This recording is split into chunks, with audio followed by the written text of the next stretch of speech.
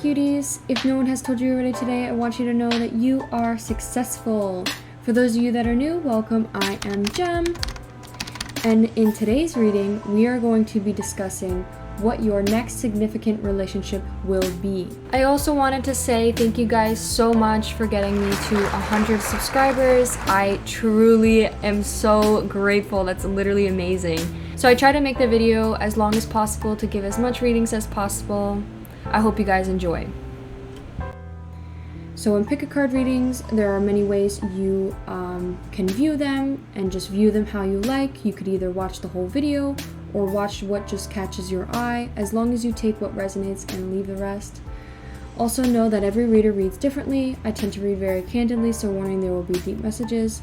Another disclaimer, I love psychology and it tends to come out in my readings, but I'm not a psychologist nor a therapist. I am just a tarot friend on YouTube.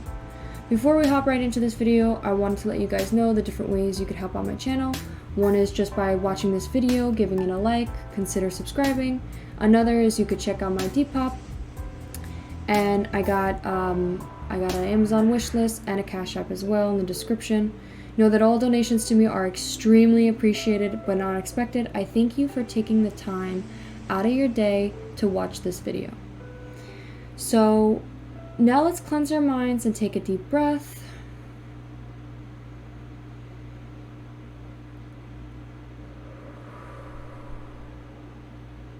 Okay, so let's have the pile selection now. So with the first card, we have Strength. We have like this very warm orangey color. It's almost kind of yellow. So the yellow might be significant at this current time period for you, or like an orangey yellow could be significant. We have Strength. You are hereby declared a strong, resilient warrior of heroic proportions. Enjoy your battles, whatever they are, because you are guaranteed to come out through them stronger, brighter, and more compassionate. And based on what I know in mythology, probably with great hair and a six-pack. So that is, you may actually, your next significant partner may be someone with great hair and a six-pack, that's funny. Then we have the Justice card. So your next significant relationship for pile 2, this is pile 1, sorry. Pile 2 may be someone who could be specifically a Libra.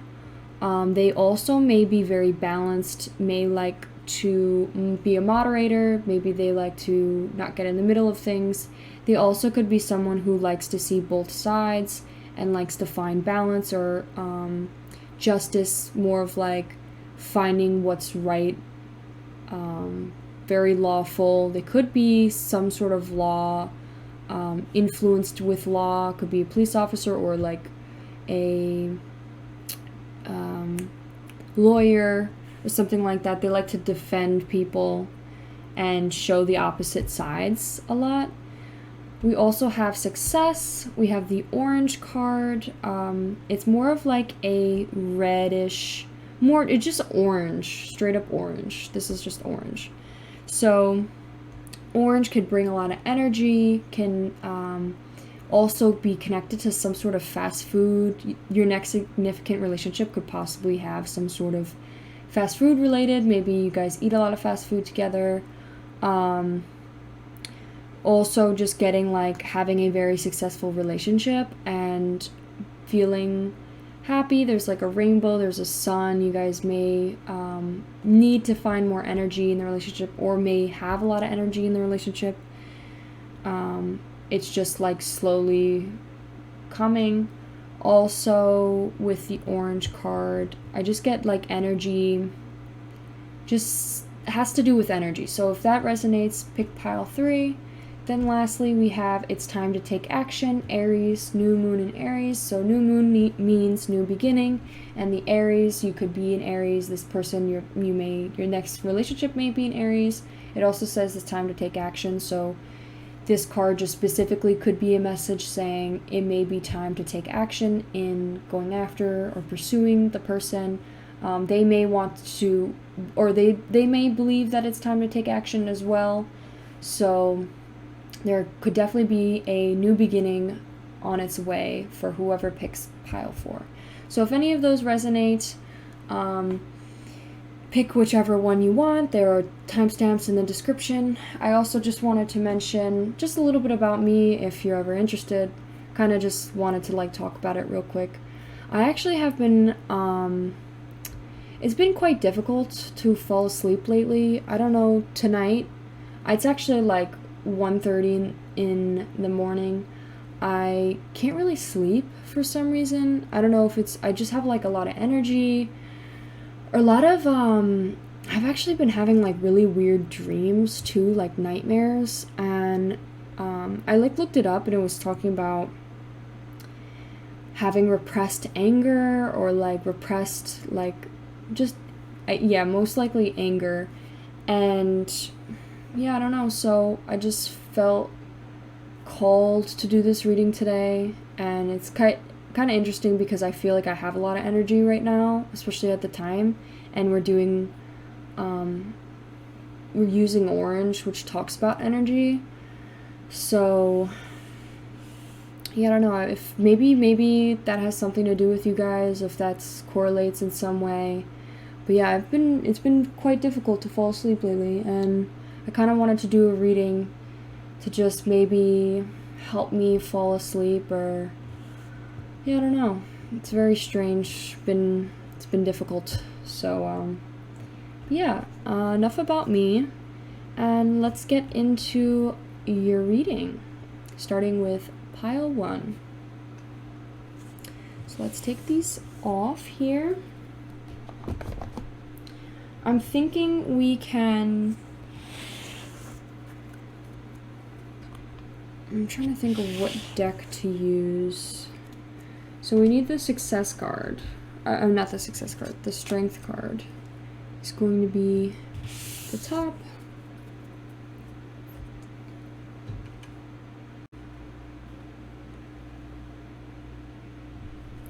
Okay, so we are going to use this deck, as well as the Prism Oracle, the Eternal Visions as your tarot, and the Wild Unknown Archetypes by Kim Kranz.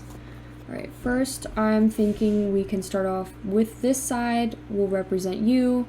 I'm probably going to do like person A, person B, just because sometimes people think that they relate to B more than A. So, but I'm going to read them like person A, person B. I guess I could do that.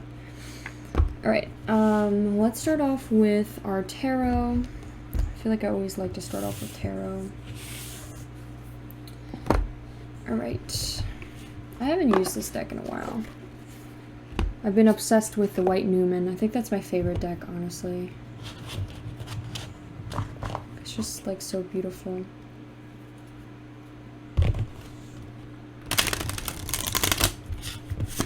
I like blew it away.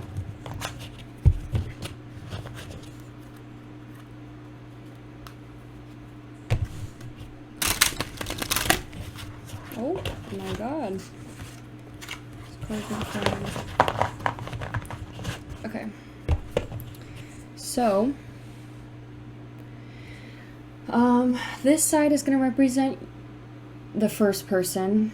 I'm gonna try to pull it so it represents you, and then this side will represent your significant other, or next significant relationship person.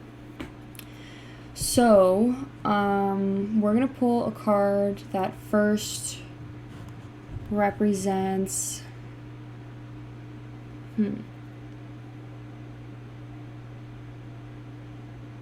Okay, we'll pull a card that represents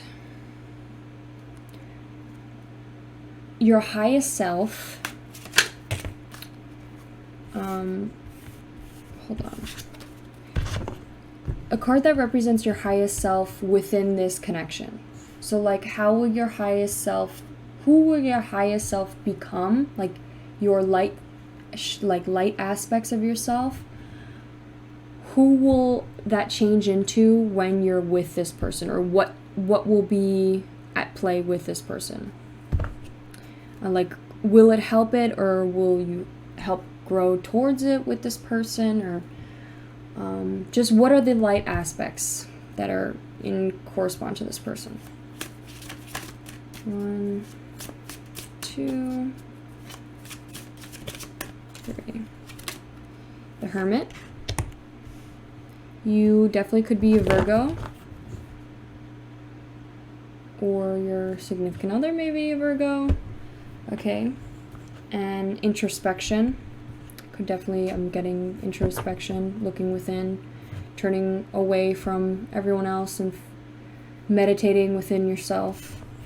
All right, now shadow aspects. What will be some of these shadow aspects you may need to work on within this relationship? Or with this person. It doesn't have to be a romantic one, by the way. 2, 3. We have 3 of Pentacles in reverse. Okay. Next, I want to ask, what are their light aspects when it comes to you? Like, what are the good things about them that may come into play when they're with you in this relationship or connection? We got Justice, so they could be a Libra. You may also want to watch pile 2, I think that was. Whichever the Justice card was, you may want to watch that. Owls may also be significant as well with this person. Maybe you see a lot of owls, and it reminds you of this person. 1. Oh, I didn't even get to ask the question. So what will be the shadow aspects that they may need to work on within this connection? Okay, King of Pentacles.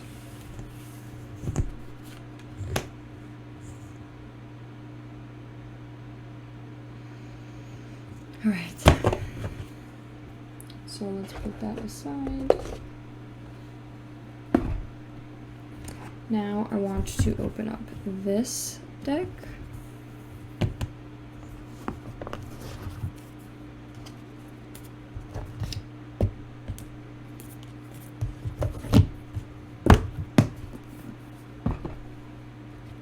Right. Oh, that's kind of crazy. I really do feel called to take that, because I literally talked about owls. I'm gonna do it. I'm taking that. We also have orange in here. We have to take that. There's no fucking way we're not taking that.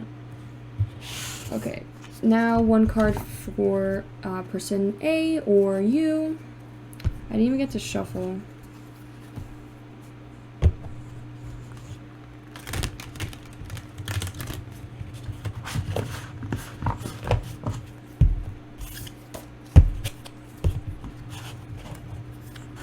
We also have the Kiss.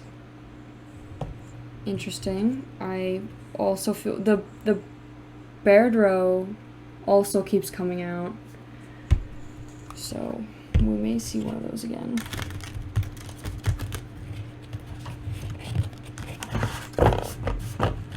Okay. Card that represents person A or you. 1, 2, 3. The Eternal Child sideways.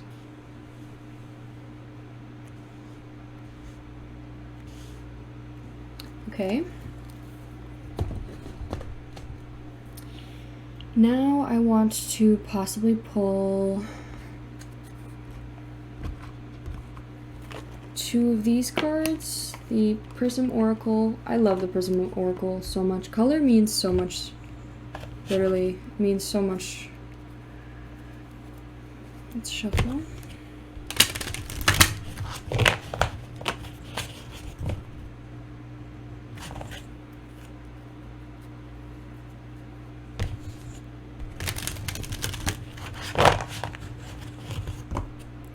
Okay, we keep seeing love.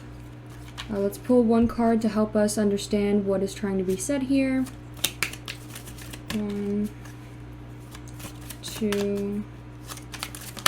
Oh, growth, inward growth. Definitely some inward growth that will be held within this connection, for sure. We have Hermit. It also may be more specifically jealousy. Could be at play. There could be a, like, you may grow with your jealousy, working on jealousy, this person A. Because we have the green here, and it's such a dark green, it reminds me of, like, envy, like, that color. Could also be greed, something that maybe be worked on. Also, I'm getting, since it's green represents pentacles, green represents financial abundance, anything to do with finances, and since pentacles represent that as well, so we definitely are getting strong earth sign here, so definitely Virgo. We also have pentacles here too, so there could definitely be something with money, a difficulty with money. It could be spending your money, could be a difficult, spending too much of your money. We'll see a little bit more. I'll get more into that when I read up on the cards. There could be a difficulty with anger as well with this person, but we'll look furthermore.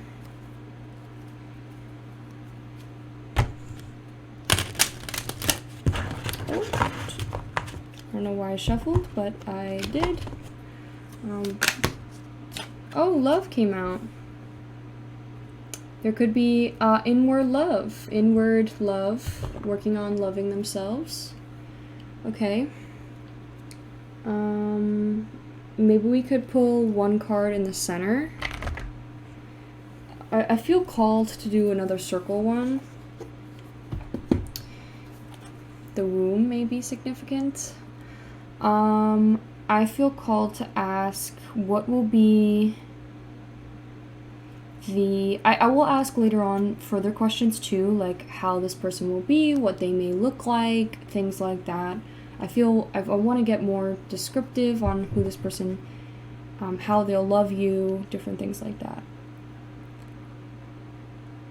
Alright, so quick card I want to ask.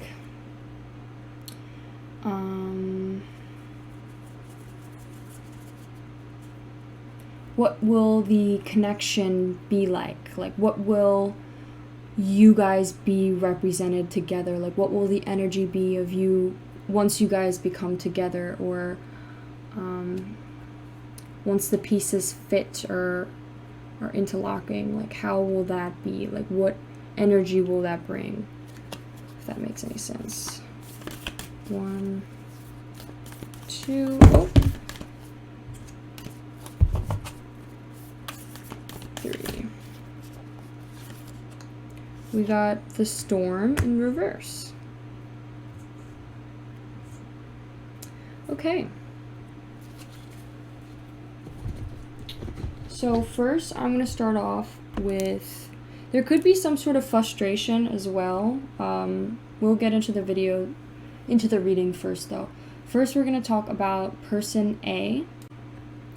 I was also trying to get the booklet out of the deck, and for some reason this was already flipped over, and it's like a whole bunch of cards, but like this one was at the top, just like flipped over underneath, like in this different direction as the rest of the cards.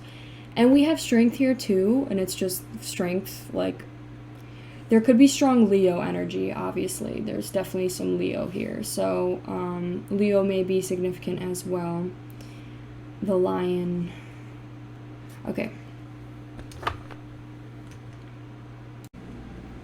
Alright, so with reading these cards, I actually think the mentor card here may actually be for you, for person A, a little bit more, because the hermit is, when they're in their higher self, they are the mentor. They are the guidance. They guide the people through the darkness with this light, you know. They show, it's also like almost like an image of like the guy's walking through the darkness, right? But then he turns around and faces what's behind him, the past, whatever's haunting him, whatever's making him run away or anything like that. That's like another thing.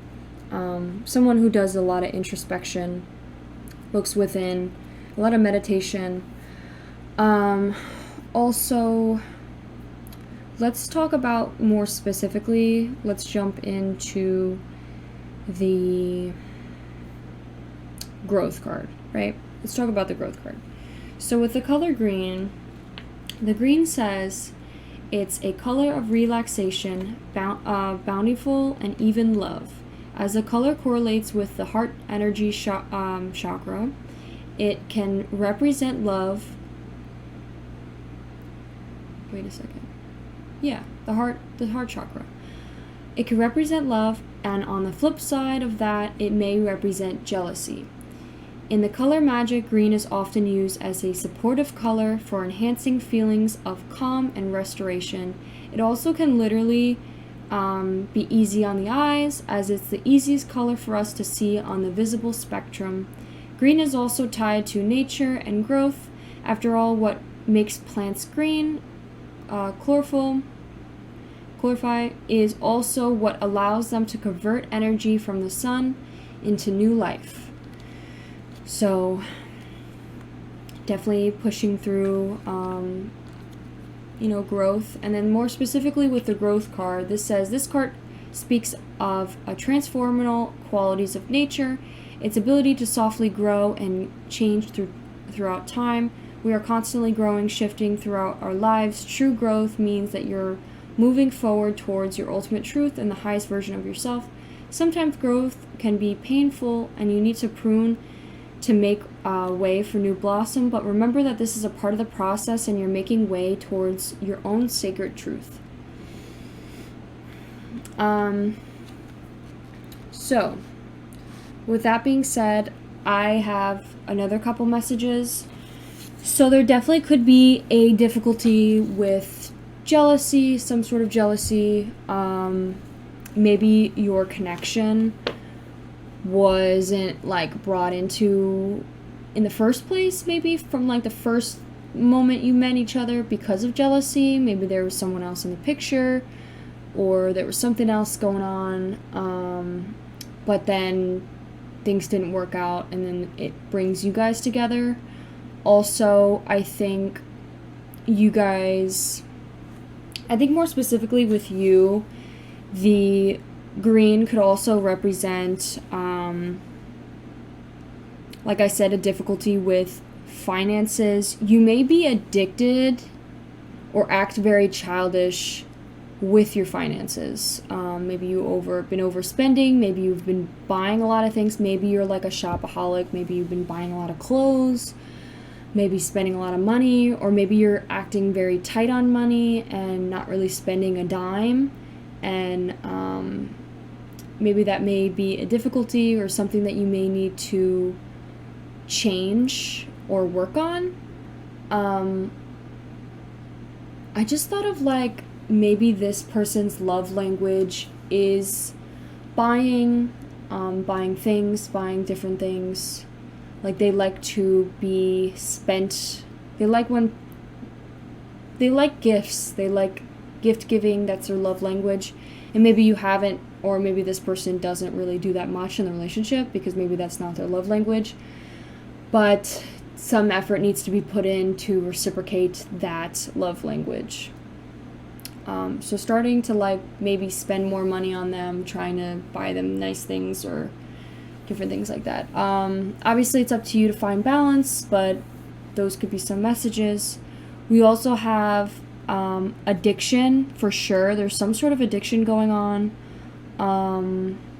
with the eternal child. I feel like the mentor, I haven't read on this yet, but the hermit, more specifically with the hermit, I'll read the description for you of what the personality types or the personality that the hermit card has.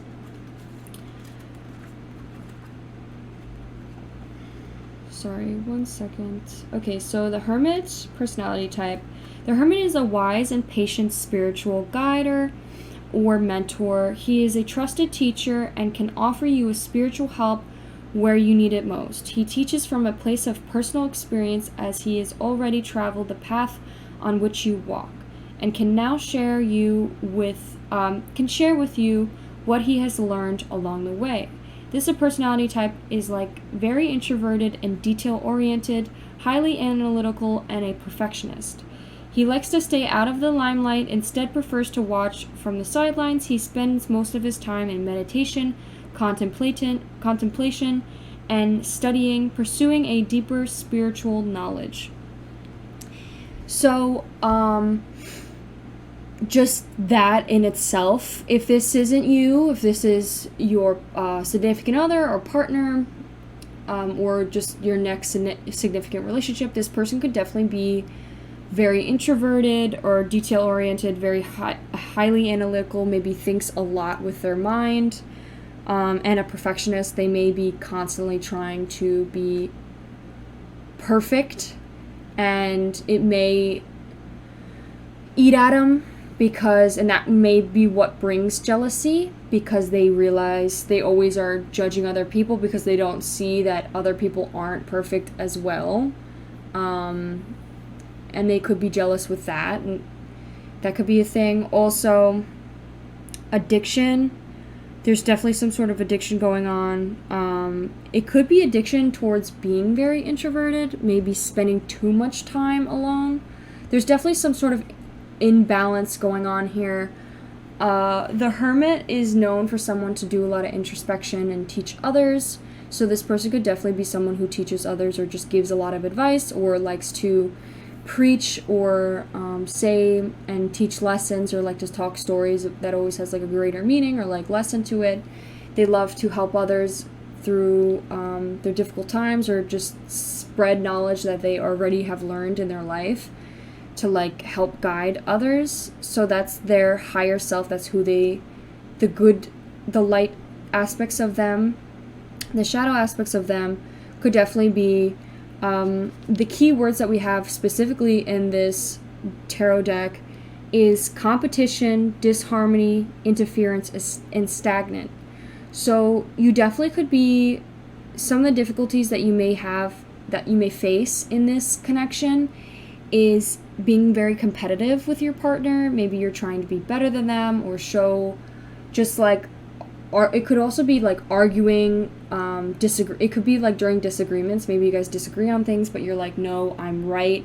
Like you want to prove to the person that you're right, and you want to like have them surrender. But it's not about that. Know that each person has their own opinions, and you can't control the other person or change the way they think. You just have to, you agree to disagree.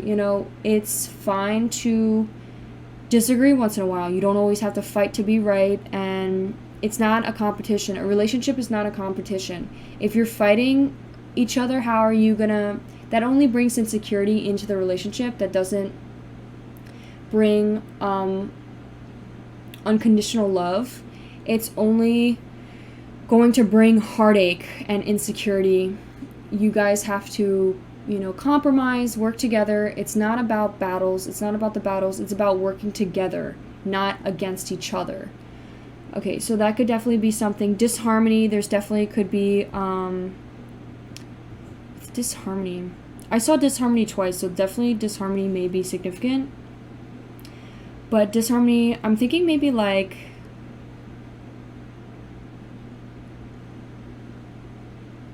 disloyalty, or like disharmony, like there could be a difficulty when things don't work out perfectly, like this relationship. Maybe you guys, just like every relationship or friendship, or sometimes things don't always work out, sometimes things don't always line up, sometimes things kind of hit into each other awkwardly, and it doesn't fit too well in the time period or whatever, because that's just life. Nothing's perfect, and disharmony may be a challenge for you because you like to be perfect, and you want this relationship to be perfect, but you have to know that relationships aren't perfect, whether it's a friendship or a partnership. It's never going to be perfect. There's always going to be the storm, there's always going to be battles, but you guys can get through it together. You just have to compromise, communicate, and talk it out. So that may be a thing, disharmony. And maybe whenever there is disharmony, you may look towards other people, and you may look towards them, towards what you can't find in this relationship. So there may be something specifically in this relationship that may be lacking, that you may have difficulties, could be whatever the storm may be, and you may look towards other people whenever there is disharmony, when things don't line up exactly the way that you want them to. And you can't do that, you know. I mean, you could always, like, know that everybody looks at other people. It's whether you act on it. That's when it comes into being an issue. Okay, so, and stagnant, there could be something, you could feel stuck. You could feel possibly stuck in this connection, or there could be, this relationship may be stuck in, there may be something blocking this connection from going to growth or growing more. You may not have grown into a relationship yet, obviously, because this is your next significant relationship, so maybe there's something that's stuck that's not allowing you to further progress into this relationship just yet.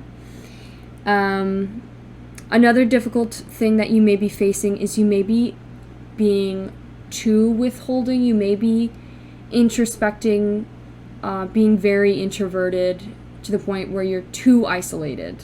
That may be an issue. That may be some of the things you may deal with, is spending too much time alone, away from people. It could also be with your emotions or your subconscious mind, not communicating how you're feeling a lot. You're not collaborating with this person. Maybe you pull back a lot, and you need to start communicating again. You need to start talking again. You need to release the build-up. Release whatever's there. You try not to get angry, or because that's what happens at repressed anger.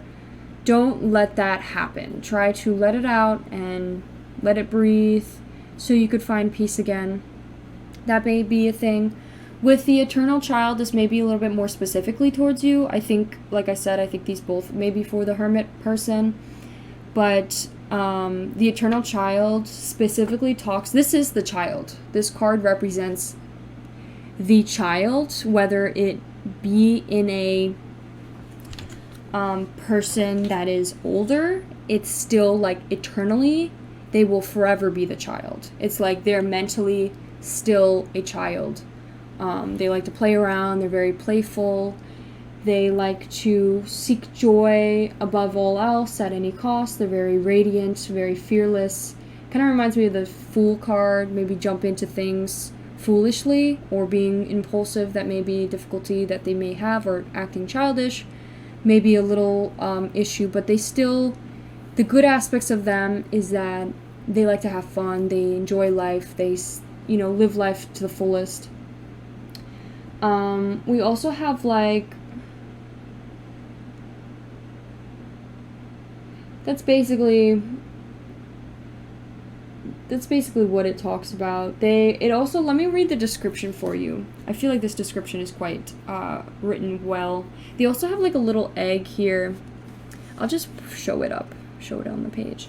So it says, the inner child, the child of joy, the eternal child is connected to the timeless, ageless, and infinite aspects of light. It is radiant, fearless, and seeks joy above all else at any cost. It struggles beyond boundaries to It struggles being bound to an aging body with physical limitations in a world that demands attention to detail and logistics. The eternal child wants to nix all rules and responsibilities and go beyond what others say is possible. They may have a lot of hope and faith, like, in chasing after their dreams. Because also this is highlighted. It wants to return within plenty of friends to the land of the free, where the divine wine and creativity pour from the earth and sky. We all want to take a sip from the well of the eternal youth, and this makes the eternal child naturally popular, perhaps even famous. The eternal child glimmers. It reminds us of what is possible, what is magical about this precious life. We also have some other things, and whenever it's like sideways, I always like to read the side things here. Since it's sideways, it makes me think of there definitely could be a blockage, and that could be addiction, because we literally have addicted here in the dark aspects. But let's read here. It says celebrity culture is based heavily on the archetype as its phrase live hard, die young, and the serial of artists and musicians who died at the age of 27. You may have that may help this person identify who this person is. They may have liked music, a specific artist who has died at the age of 27 or who has died young. We also have a page number 69. Maybe this person jokes around about that number, or likes that to do that number, or they're just childish. We also have over here the archetype is a spirited, so spirited that when its appetite for life isn't satisfied, it seeks spirits and substance. Elsewhere, the eternal child struggles with addiction of all varieties. So there definitely could be addiction at play. You may want to figure out addiction could be what is I'm definitely getting addiction. Could definitely be something that's at play. Maybe also being a little bit selfish, drifting away possibly a little bit from this person, or feeling burnt out, or becoming burnt out. So that may be significant to you, or whoever the Hermit card represents. Now let's talk about the mentor. Alright, so with this side, our person B, honestly, all the descriptions that are for each fit very well, so I just feel called to read them for you. So the Justice, the higher self of this person, is they could be very straightforward and fair. They could be, they might always tell you the truth, they'd be honest with you. They like to be fair. On the opposite side, this person may speak the truth, assess situations from a very balanced and impartial perspective. You know you can trust her to give a view grounded in reality. On the negative side, she may be inflexible, partial. If she's home on sticking onto the rules, what you need to see is what you get with Justice. So I feel like upright, this is just, someone who's very practical and very fair, very balanced, very truthful. On the romantic aspect of this card, this could also be reflecting that your relationship, or how they are in the relationship, is very fair. They also may take a lot of accountability for their actions. They don't really allow things slide. They speak up, they apologize. Another message says, if you not have treated your partner well, do not expect them to treat you well. On the flip side, you may also invest a lot of time and energy into a relationship, and you will see this coming back to you in a positive way. So this person, I feel like, puts a lot of time and effort into the relationship, and that may have been a message for the Hermit to put a little bit more effort into the relationship. It could also be another message just for the both of you to put more effort into the relationship and helping each other. I feel like there may be someone giving a little bit more than the other, and maybe this person needs to find balance with that, find that balance. So that's with that card. With the Mentor card, I'm definitely getting a teacher vibe, someone who is a teacher. So we're just going to read the upright. So the mentor, the teacher, the sage, the guru, it's said to be the cosmos knowledge pours down on the world from a great illuminated waterfall. This could be an overwhelming force. The true teacher, though, it's said to be able to hold this flow of wisdom at bay while the student sips from a focused stream. This also reminds me of this person, just because it's like they're very balanced. They have the good and the bad. They can give you the mean And the nice, like, look, I'll show you. Has gift for reading the room, for for sensing the exact ingredient that will stimulate growth within the student. So it's like maybe this person is the student, the child, and this person is the mentor. This person knows what to give in order for this person to grow, and that may be the reason why you two come together. It's like you guys, this is the missing piece, the missing section that will bring you growth. Also, it says whether it's pleasant or painful, they'll tell you how it is, like off the bat. Like they'll tell you the God honest truth, no matter what it is. If it's hard to give, like they still will tell you. It may be a little bit difficult to hear because this person may suffer or deal with anxieties, but this person will help you get through that and help you, be able to take the truth more. The mentor may appear aloof or available, harsh or tender, humorous or rigid. Their gift is to know what to serve the soul. Ultimately, the mentor is in service of the great cosmic good and aids in elevation of the consciousness. Anytime the mentor forgets his humble link and mistakes themselves for the source of enlightenment, the archetype falls into the shadow. So they could definitely be someone who's very focused when they're in their higher self.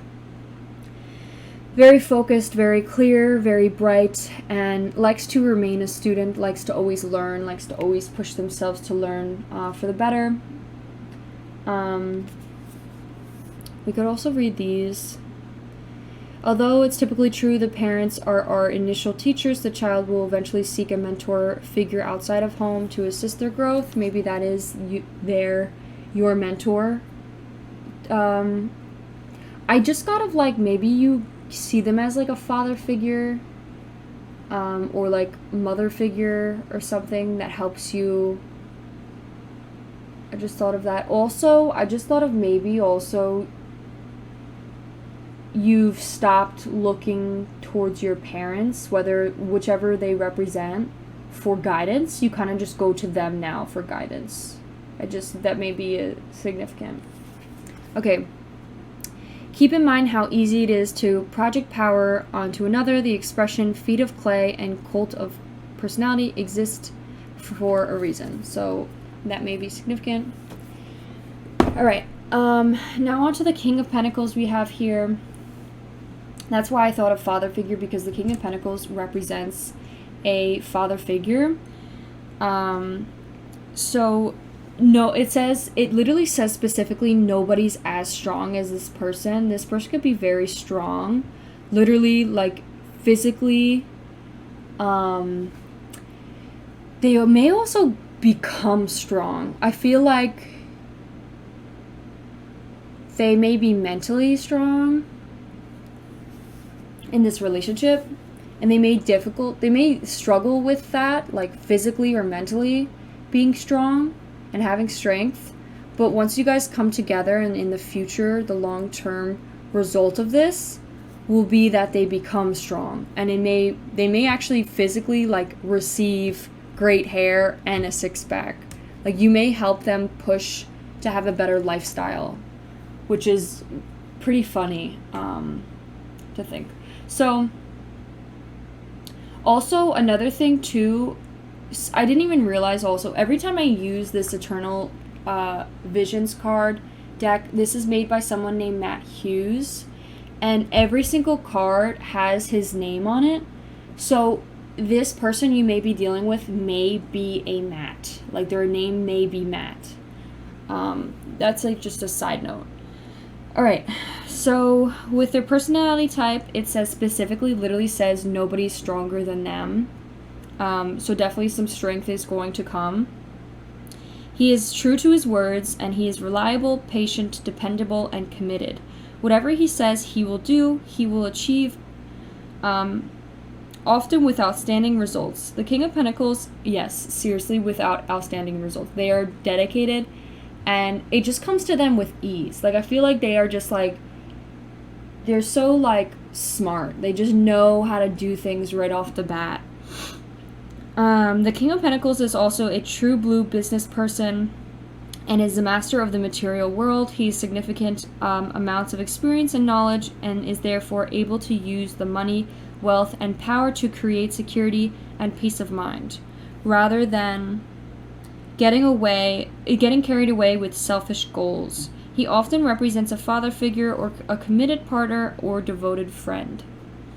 So some of the aspects, negative aspects that we might be facing or this person may face is definitely self-love. They may not love themselves enough, and maybe that's why they put so much effort into this relationship. They don't realize the way you treat others is the way you teach people to love yourself. So maybe they don't really love themselves, so they're okay with the lack of effort that's given, and maybe this person needs to put a little bit more effort and to show the person that they deserve more love. They deserve unconditional, you want to show them that they can love themselves. You want to help them find love like how they were to help you find love for yourself.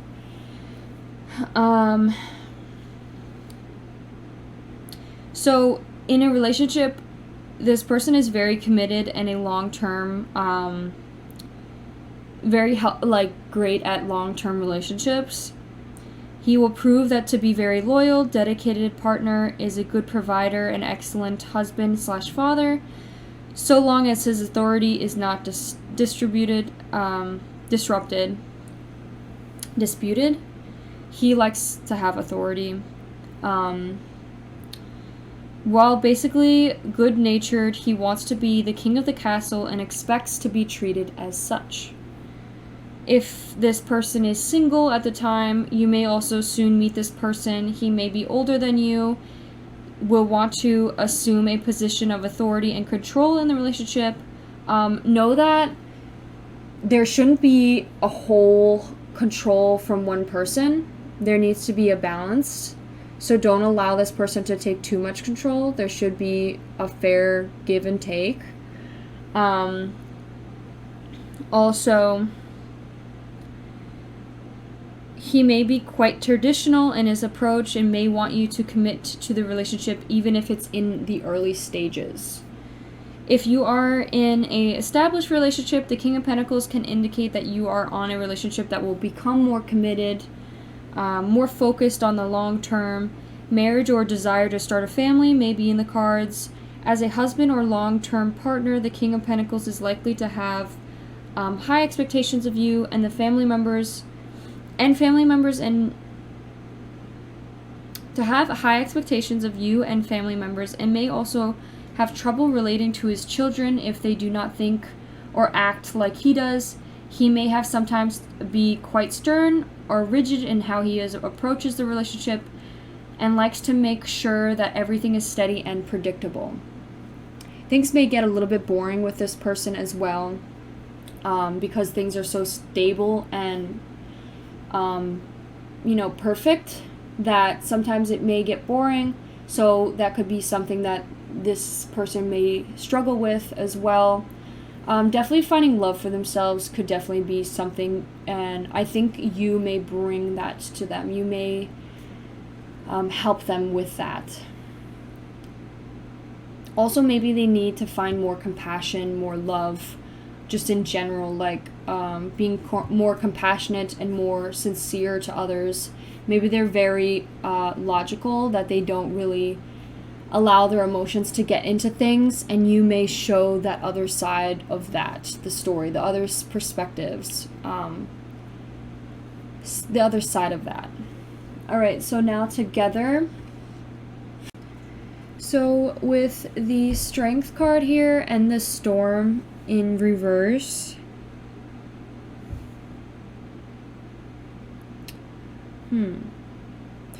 so I was kind of getting right off the bat is you guys help each other through the storm. Literally, you guys will always stick it through,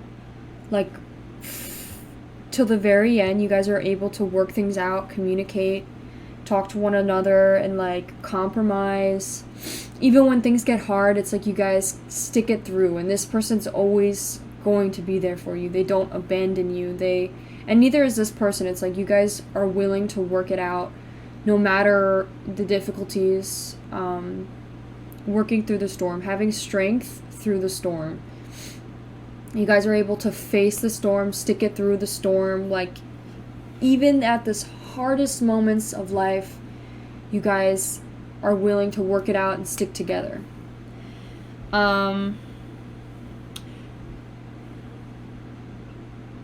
So because it's in reverse, it says, when in dark, meaningless disorder and dysfunction.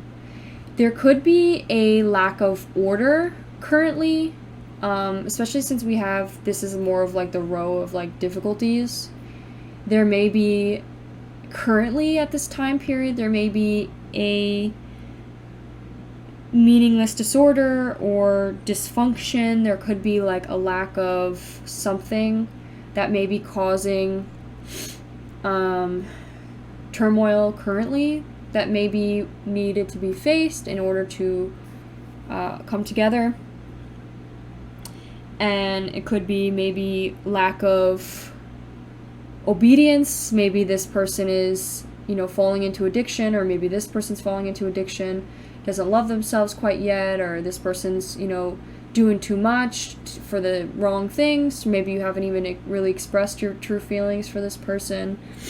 Or maybe even like knew or acknowledged your feelings, or even understood your feelings, or even know about your feelings about this person.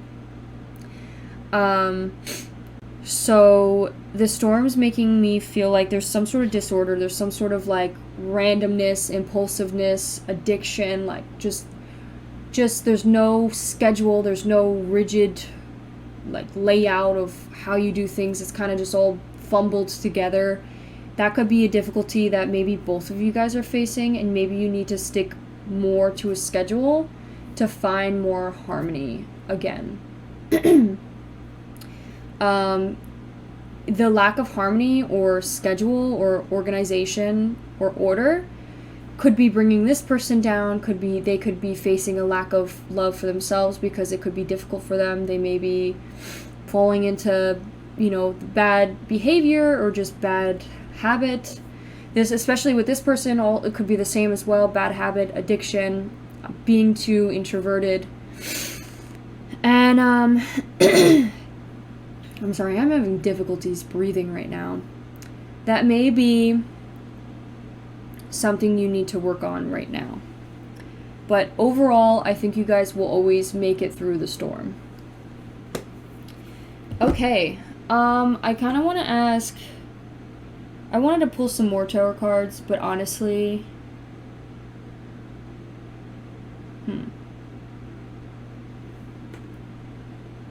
I feel like we got so many messages just with that.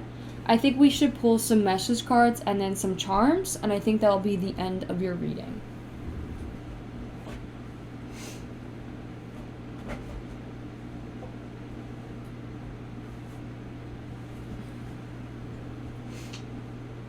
Okay. So, we are going to pull some of these.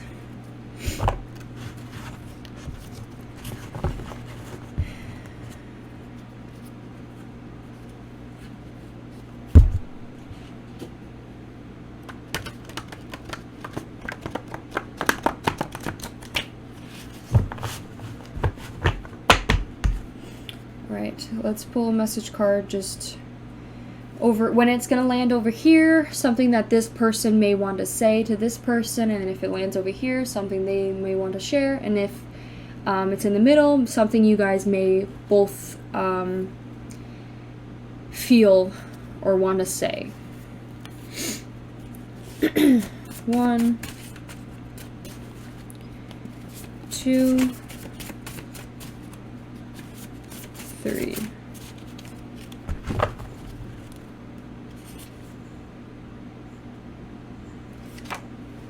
You taught me so much.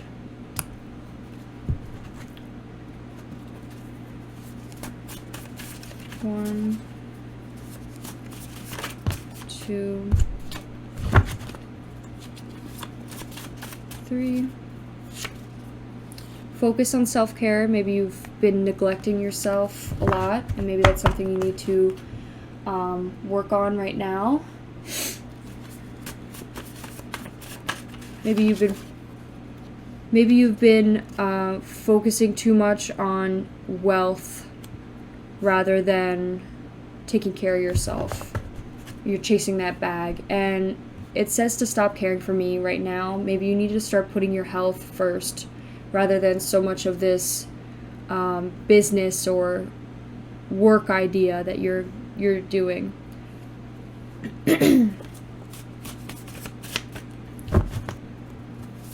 Or money. Maybe you're focusing too much on money. I will be there forever. Your inner growth will always be there for you. Your subconscious, your help, your inner self will always be there for you, and they will be here to teach you and love you. We also have look at the bottom of the tarot card deck for answer. Let's look at what it says. I'm not going to read the card for you. You could look it up yourself. But we have the Eight of Wands. Maybe you want to look that up. Oh, another card came out. And it was the Temperance in reverse. And we also have they are trying to hurt us in reverse. So I feel like this storm here isn't trying to hurt the both of you. It's only going to make you guys stronger, your connection stronger. All right. One for the Strength card.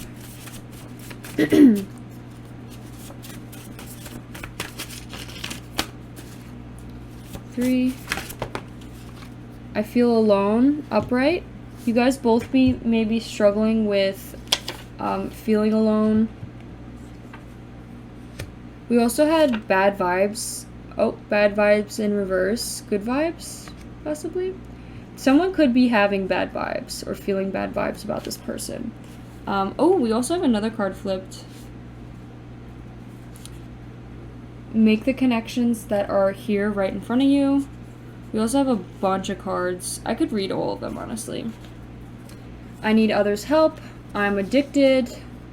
I want to spoil you in reverse. Wow.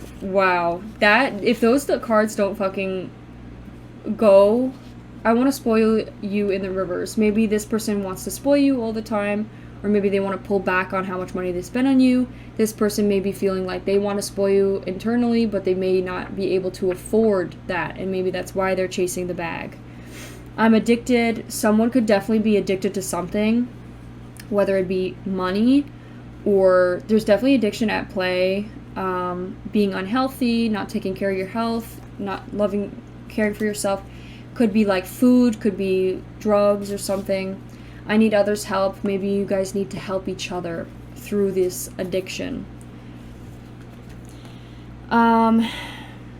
So these could be significant, these names. We have V name. I'll read them. Vlad, Velina, Valentina, Venus, Vierna, Vanessa, Vivian, Violet, Vierna, Veronica, Wendy, Weasley, Whitney, Wren, Winter, Willow, Wynn, Walsh. That could be significant. Xander, Zane, Xena, Xavier, Zane, Zian, Zadian, Xavier. I said Xavier twice. Could be a name. Xeris, Yasmin, Yara, Zoslin, Yatsvi, Unya, Yuyana, Yona, I don't know how to say most of those names. Zena, Ziarna, Zia, Zella, Zelda, Zuri, Z. Those could be significant names. Maybe that's one of their names. Maybe one of your names. We also have nerd and geek. This person could be a little bit nerdy. Overwhelming emotions. They may be very stable with their emotions. Like, their emotions are very stable. To the point where you're like, is this person, like, emotionless? Do they not have emotions? But they're just a very stable person. They could also be white-skinned. All right, and then let's pull some charms, and then we'll be done with your reading. All right, we're gonna pull just a little bit so we could be a little bit more specific. I haven't pulled charms in a while.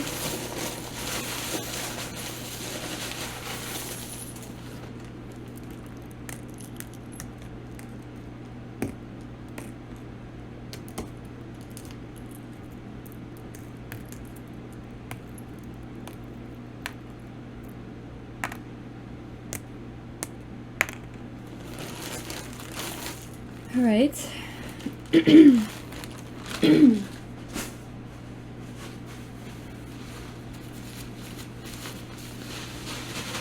gonna pull some words.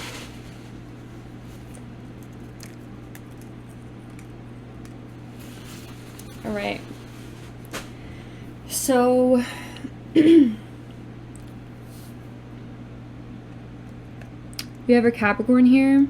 There could be a Capricorn placement inside your chart that may be making you chase the bag rather than focusing on self-care. We also have FK. There could be someone with these initials or a name that may be significant, and it's a cross. Maybe they're like religious. Maybe a Frank is religious. Or FK could be FK. I just thought of JFK and FK like going offline for a bit. Like, I forgot what it's called. We have guest. I feel alone, guest. Maybe there's like a guest coming in your life, or a new like person or someone, a guest like staying in a home with you, or like a guest, there's like a guest. I'm not really sure. We have a lot of like zeros or like O's here. Bad vibes in reverse. Oh, maybe you're shocked about that. Maybe you had bad vibes about them, but turns out that they're not bad vibes. 0-0 reminds me of like the Fool card, new beginning. Maybe you end up getting in their relationship or together impulsively. Or like just jumping right in with 2 feet, like a new beginning, like with like the Fool. Flavor. Maybe this person is flavorful and gives you a lot of excitement. Or maybe they like a lot of flavor in life. Maybe they like food more specifically and like a lot of flavor, like spicy things, seasoning. This reminds me of Jewish. For some reason, I don't think it is the Jewish star, but this reminds me of like this person could be Jewish. This also just reminds me of like the sun. Maybe their sun card, their sun placement is a Libra. We also have a little angel here. Maybe this angel, maybe they're like an angel. They just came out of nowhere and it's like, holy crap, I can't imagine. I also have like maybe your angels or spirit guides has guided you to this connection. We also have like a cord, silk cord. Maybe you guys like, this person likes wearing silk, or maybe the silk cord, like they tie their heart in it, or they tie their emotions in it, so that nothing ever comes out. Or maybe they're like very soft, they have a soft heart, but it doesn't ever come out. Silk also like reminds me of like a soft texture, like something silk related. I'm not really sure. You may figure that one out. We also have XUI. Maybe that's their name initials. We have X definitely here, so X could be a significant name. XIN could be significant. We have S, self-love. This reminds me of self-love. Could also be a significant letter. Goddess. We also have, it's funny how we have goddess right underneath the strength card, like the mythology, like how they have gods and goddesses. So like you'll turn into a goddess and they'll turn into a god. We also have a heart, lock and key. Maybe like your heart is locked away because you're very afraid of this person, but I don't think you should be or have to be. We also have a snake here. Definitely could be some sort of jealousy or someone acting like a snake. There may be, you may want to be careful with that, or someone who maybe reminds you of like the actual animal of a snake, with the S name. Or S, maybe you used to be a snake, but you're growing now, from the past. We also have 5. 5 reminds me of change, so you definitely need to change and stop caring about whatever this is. The 3 of Pentacles, like the wealth, the money. Me, maybe focus a little bit more on me and you. Focus a little bit more on this relationship, taking more care to this relationship rather than to the money. It's just me and you. It reminded me of that song, like, me and you, it's just me and you. That's what it reminds me of. We also have composed, maybe becoming more composed. Favor. We also have favor, doing favors. Maybe you ask this person to do a lot of favors for you. We also have K. Maybe there could be a person in your life with the K initial that may be traveling to you, or you may travel to them, and you may ask them for a favor. We also have B here. They may have taught you a lot about this B person. You may have a person in your name person in your life that has started with a P, a B, or a P. I just said P.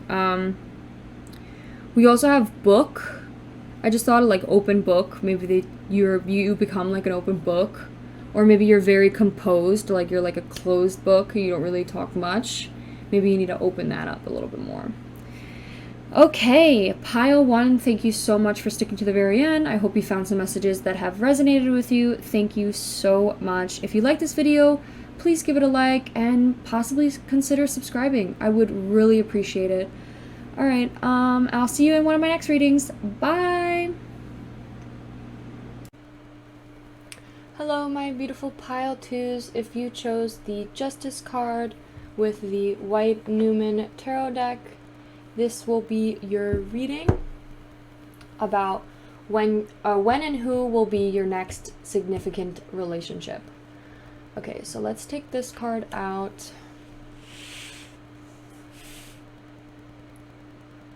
For right now,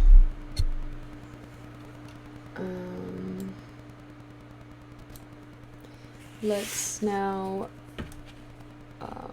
what did I do last reading? So basically I asked, this side is supposed to represent you, and then this side is supposed to represent your partner, so, or whoever you will be having a significant relationship with. So the top is supposed to represent your higher self, or the good things about you that will take place within this connection. And then the lower one will be the shadow aspect, something that you may need to work on, or work through, or something that you guys both have to work through. We just more specifically of this person though on this side. And then I did the same also, the bottom card is something they need to work a little bit harder towards within the relationship, or what will they have to work through in the relationship. Okay, and then yeah, so let's just pull those first.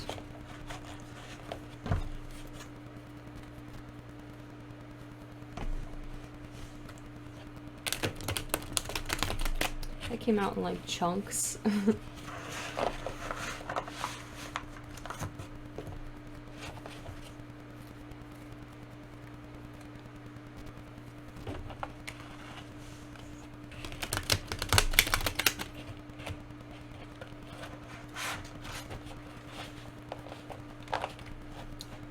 Okay. Now, higher self. Who will person A of this connection, what will their higher self be representative of, or like what will their good traits be, or how will they, like what good traits will they gain from this relationship or bring into the relationship? Okay, we got 2 cards, 2 of Cups and the Empress in reverse. And then what will the shadow aspects be? Something that you need to work on, or person A needs to work on within the relationship. 2 cards. Okay. I'm going to be reading a lot of cards. Alright. Now, the next one will be what person B will bring into the relationship, the higher self, their good aspects, and then the bottom will be their shadow aspects, something they may need to work on or may be an issue within the relationship. Person B is supposed to represent your significant other, so, but you can take it however you like. Okay, so we have the Wheel of Fortune. Kind of gives me like 50-50 vibes. So like maybe this person is very unpredictable. 2, 3. It also could just mean this person could be whoever you want. So like you haven't really sought out someone yet, so it's like you have a lot of options, and it's like 50, like it's wherever you want to take it, basically. That could be something. Also, this person may have anxiety, like their shadow self may have anxiety. That may not be the message. There could be something else. I'll look a little bit more into it, of course. All right, let's pull some oracle cards now. So we're first gonna take some Prism oracle cards. Shuffle since we used this in the last pile.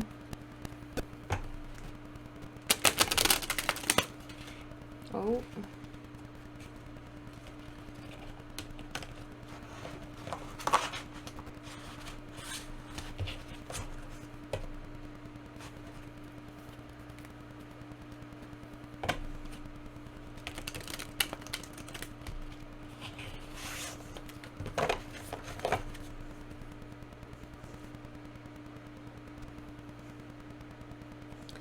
So I'm thinking we could pull one down here and then one above there.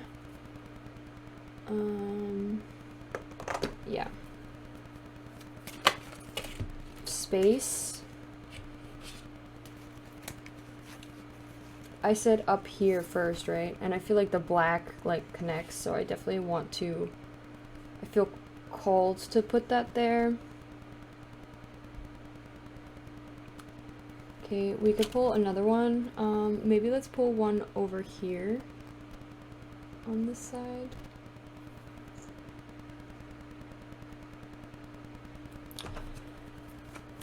Let's pull one here. 2, 3. Cleanse. Internal cleanse. Let's just pull 2 more here as well. So let's start on this side to help us further clarify what the story is trying to say on the bottom row of all the shadow aspects. 2, 3 on this side. Flow. We keep getting water cards, which is interesting. We also have cups here, so this person could be a water sign. We also have the moon. Represents anxiety. This person could be an air sign, could be specifically Libra, or you both may have Libra energy since it's in the middle. 1. Oh. I don't know if I should take those. I didn't really, if they're important, they'll come back. It was determination and strength. Okay, 1, 2. Oh, we got rest. Okay, sleep. Maybe this person's pretty tired. They also need like some space. Possibly. Oh shit, I forgot about the... Damn, bro. We're actually gonna use...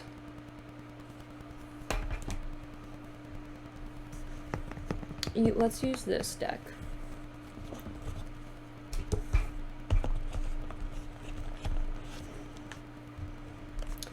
Actually... I'm sorry. Pardon me, I'm like all over the place right now. I'm trying to figure out what deck to fill that void with, and I have a feeling that I want to use this deck.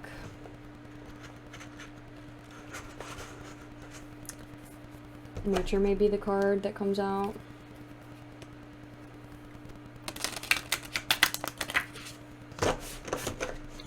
Okay. 1, 2, 3. Ultimate potential. Very nice. Alright, so I'm going to reorganize these cards, move them over a little bit, and then we will start with person A. Okay, we have a lot of different messages that are going to come out with this section here.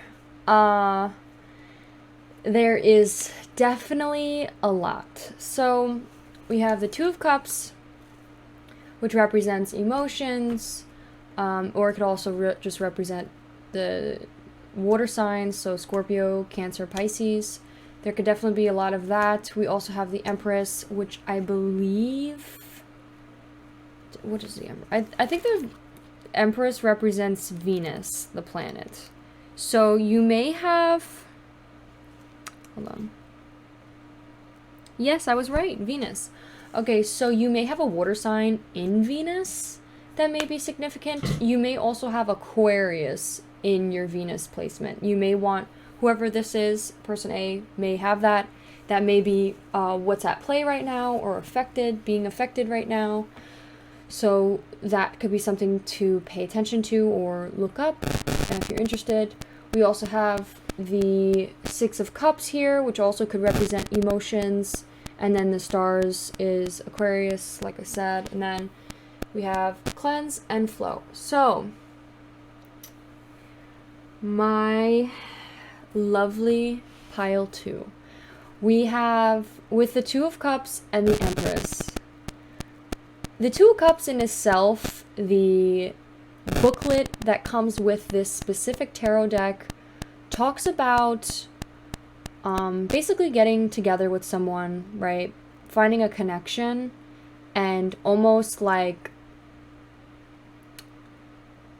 locking it down with sexual intimacy. It talks about like the snakes like becoming one, or just like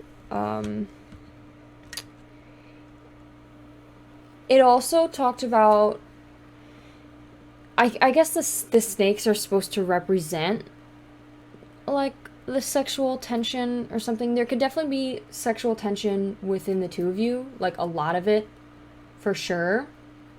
I think the Two of Cups, though, something that you may bring if you are person A, this person A, will definitely bring a lot of sexual tension into this relationship. Whether it be like turning you on, or just being very sexual, or liking to do stuff all the time, or even just like keeping things spicy in the bedroom, like things like that. So that's definitely a plus that is being added into this relationship, a gain that you may find. A downfall, though, may be that they could be being a little selfish. When it comes to that, they could be being a little selfish when it comes to wanting to be like pleased. So maybe they focus more on themselves rather than their partner. So that may be a thing to keep in mind that they may need to work out, because Six of Cups talked a little bit about being selfish, and since it's in reverse. So, and we also have the Empress. There could definitely be a lack of fertility. It's not about like creating another human being. It's more of like a lust, very I don't know how to explain it. It's kind of difficult to explain, but it's like just getting at it, you know? That's the best that I could say. I think that person will definitely have those tendencies. We also have the cleanse card next to that, though, in reverse. So this could be like meaning, it can mean two different things. This can mean being very sinful, like liking to do, being very sinful, like I was saying, since we have those two cards, not being clean, being very dirty, like, being devilish, like, sin. The best way I could describe it, you know what I mean. That could mean that in that situation you could be a very naughty person, or the person A could be a very naughty person, and that will, like, some of the positive traits that will come into this relationship could also just be maybe the opposite of that, more of like you are cleansing yourself internally and trying to be not those things. Like, you're trying not to be that much of a naughty sexual person. So that could be something that they may work on. Another thing too, I was thinking, is this person could be very clean, on the other hand, where maybe they're very, like, innocent, don't like to do anything like that. They're like the complete opposite, where they like to keep themselves, very conservative. They don't show off much. They don't really send any pictures. They're kind of like, they don't even talk really much sexual. It's kind of like, finally, when it's like you guys love each other, and then get to the, the deed, and it's all about making children. It's not about, you don't really go into doing it like all the time. It's kind of like a once in a while type thing. That could be your positive, light, higher self attributes. Like, that could be a thing. Also, another thing, the Two of Cups, you could be a very, you could feel that you'll become a partner within this relationship. Like, you'll feel like you are the piece to a puzzle, and they're the second piece of the puzzle. Like, you feel fit in, like you found your partner in crime, like the person that fits well with you and fits you in the places you lack. So that could be also the Empress. The reason why the Empress also talked about, like, sex for some reason. I don't know why. I know the Empress card talks about fertility, but, like, I don't know why specifically in this booklet it talks about it. But anyways, it basically just talks about, you could be the opposite of, it talks about upright, someone who's very controlled over their physical and sexual self and sexuality, possibly. But the fact that we have the opposite is like,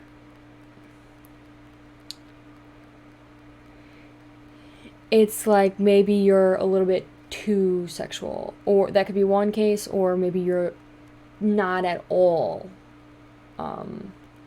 which could be a plus. One of those things is a plus. It's a good thing because this is part of your higher self. Or this could be a process that you've learned in the past that has been such a positive influence in your life that that's something good that you'll bring into this relationship. That's what I am trying to say. We also have another thing too. We have the Six of Cups and the Star. It's kind of interesting that we have the Empress wearing like a star crown, and then we have the Star card right underneath it. It's kind of funny. But with the Six of Cups, this basically talks about not being able to let go of the past. What else did it say? Not being able to let go of the past, and lack of playfulness or forgiveness or letting go, trying to let go or finally letting go of the past. So this is more of like childhood memories, like looking back into childhood memories. You may have anxiety or some sort of like troubles with your childhood memories, or maybe specifically someone of the past.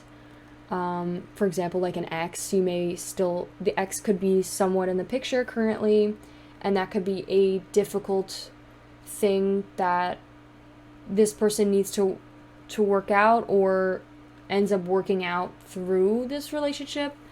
It doesn't have to be like you guys are together. It could just be friends, or it could be like you guys are just talking, and this may be something that this person A works through while with this person.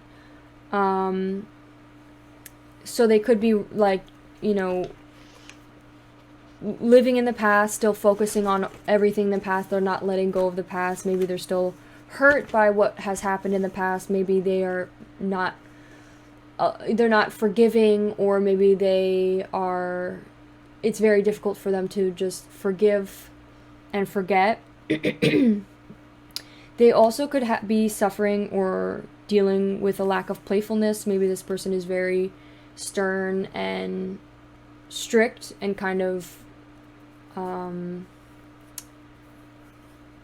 not really playful, doesn't have a lot of energy, kind of just very serious and contempt most of the time. With the star, again, what did the star say? So the star up reverse has lack of faith, despair, self-trust, and disconnection. Okay, so with the Six of Cups and the star next to each other, this makes me believe that you are so focused on a past relationship, most likely, or the past just in general, that you feel that this connection won't work out. Like you're feeling the lack of faith, the despair, you're not trusting yourself, and you could definitely be disconnected or feeling disconnected and looking away into the past. You're not really looking towards the future with this person. It's kind of like you don't feel like it's going to work out, and so you look towards the past and maybe towards an ex. Like maybe you feel like, oh, let me just go back to this person. Since it worked out before and this is all that I know, I'm going to go back to my ex. And that's not the case. You should, don't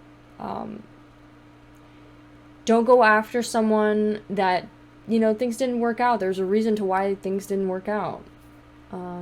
It doesn't mean that it will be like that forever, but like if there's an opportunity to not hold on to the past, I urge you to not hold on to the past or the past memories. But also another message this could be is that this person is from the past. It's not a separate person, it's this person. And you may have had difficulties with them in the past where there was like either a fight or just some sort of drama or some difficulty that you guys faced, and you didn't really like work things out and possibly separated from it. That this person more specifically keeps their distance from this person because they feel, and they disconnect from this person because they feel that they're worried. They're having anxiety about what happened in the past. They're worried about past experiences, that they don't feel like they should go after this person anymore. They're resisting the flow. They're resisting the direction. They're trying to, it's almost like think of like, this was a great visualization that they gave in the book, is that imagine there's a dam where it's like a flow, right? A flow, the current of the water is very strong. It can literally shape the planet, shape the earth, shape the dirt, the sand, into the rivers. And now you're trying to resist the flow and you're putting a dam up. It's only for how long? It's only going to last so long, this dam, from the current of the water just pushing through. It's going to build up and it's going to be harder and harder to hold back. So that's definitely a message that I feel like the star really plays a part. The fact that we have the flow next to the star is so significant, because literally in the star, the image is of a girl like pouring water into the lake or the river. It's like she's literally pouring the water, and it's almost like the flow, like the flow of the water. She lets the flow, like the water flow through, like she connects to the subconscious and the conscious mind, but there's something that is being restricted, being held back. And it could be that you're thinking very logically about this connection and you're worrying so much about the past and how it's going to turn out, rather than just going with the flow, seeing how it goes. Obviously, if you feel that there's red flags and you feel like there's not good things that will happen, if your body is telling you no and to not go after something, if you feel like this person is going to hurt you, obviously you need reason to. Not everybody's the same person. If you have past trauma, doesn't mean that this person was the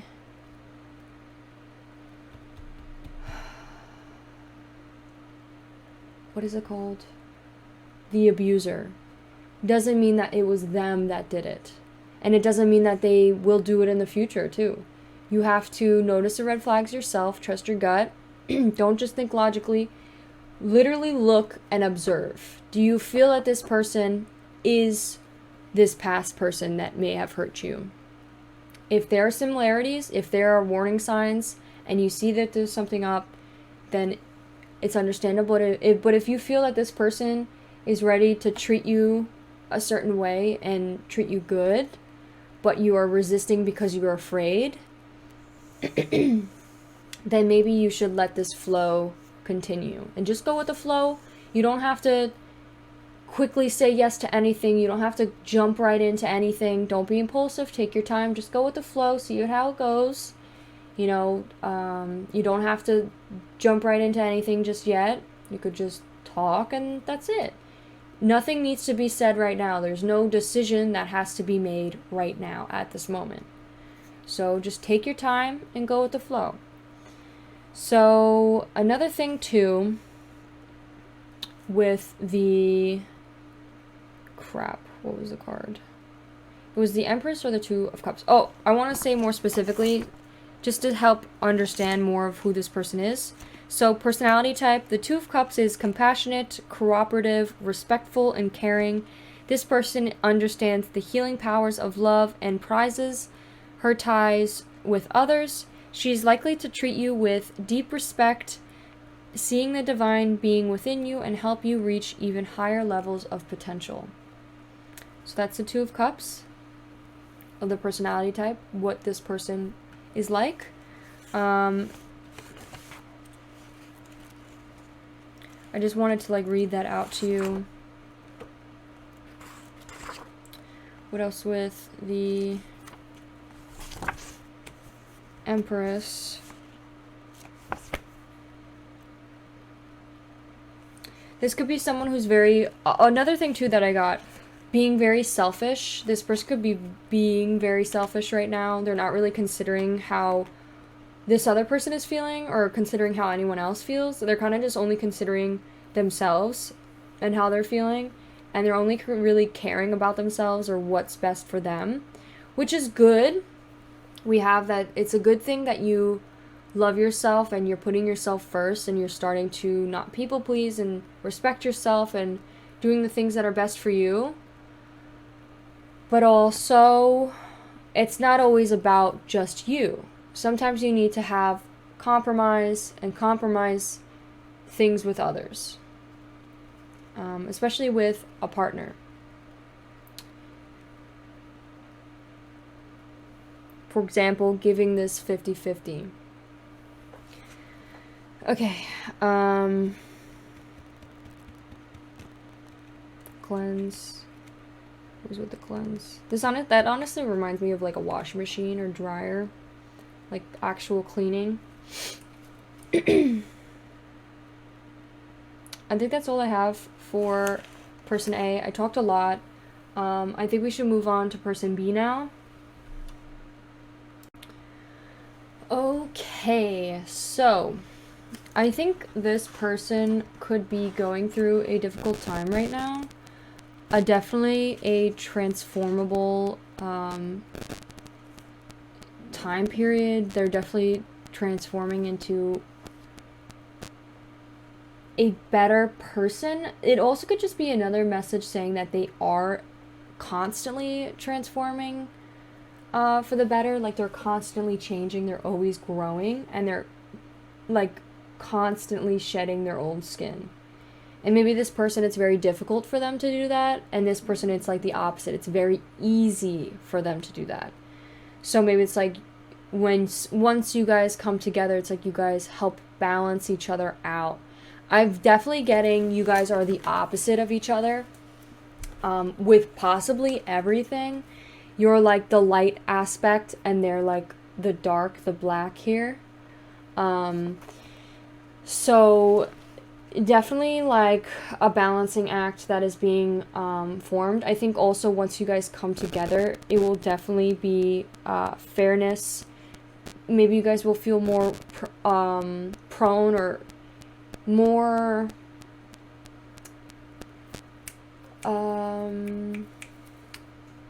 more compelled to like tell the truth, being more lawful, or just being honest, and like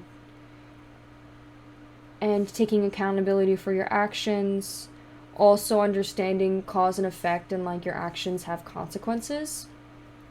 So I think you guys will definitely like, that will definitely be how the relationship is. With the Wheel of Fortune here, so in the car, in the little booklet that we have, it has a little bit of a different message than what it is in my big book, like just for general readings.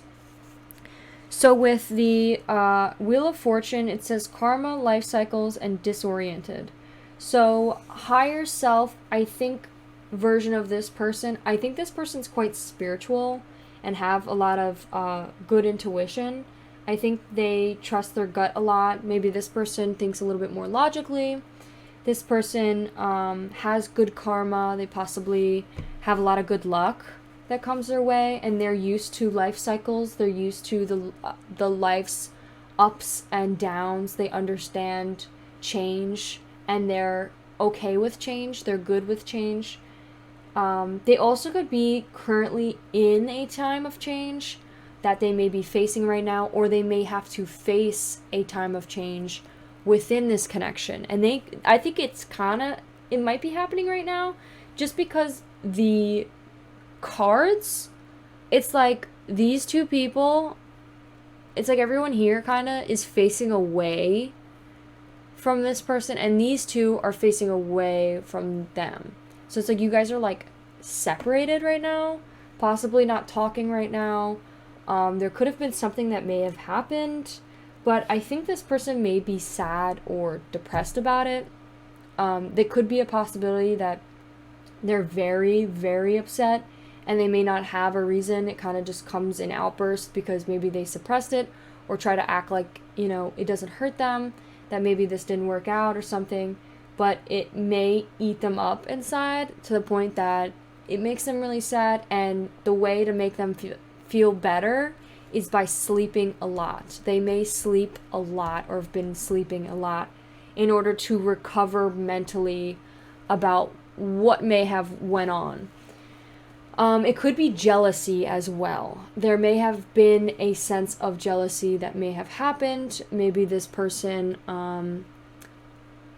talked to somebody else while they were talking, or maybe they flirted with somebody else, or maybe they saw a text message where someone was flirting with them.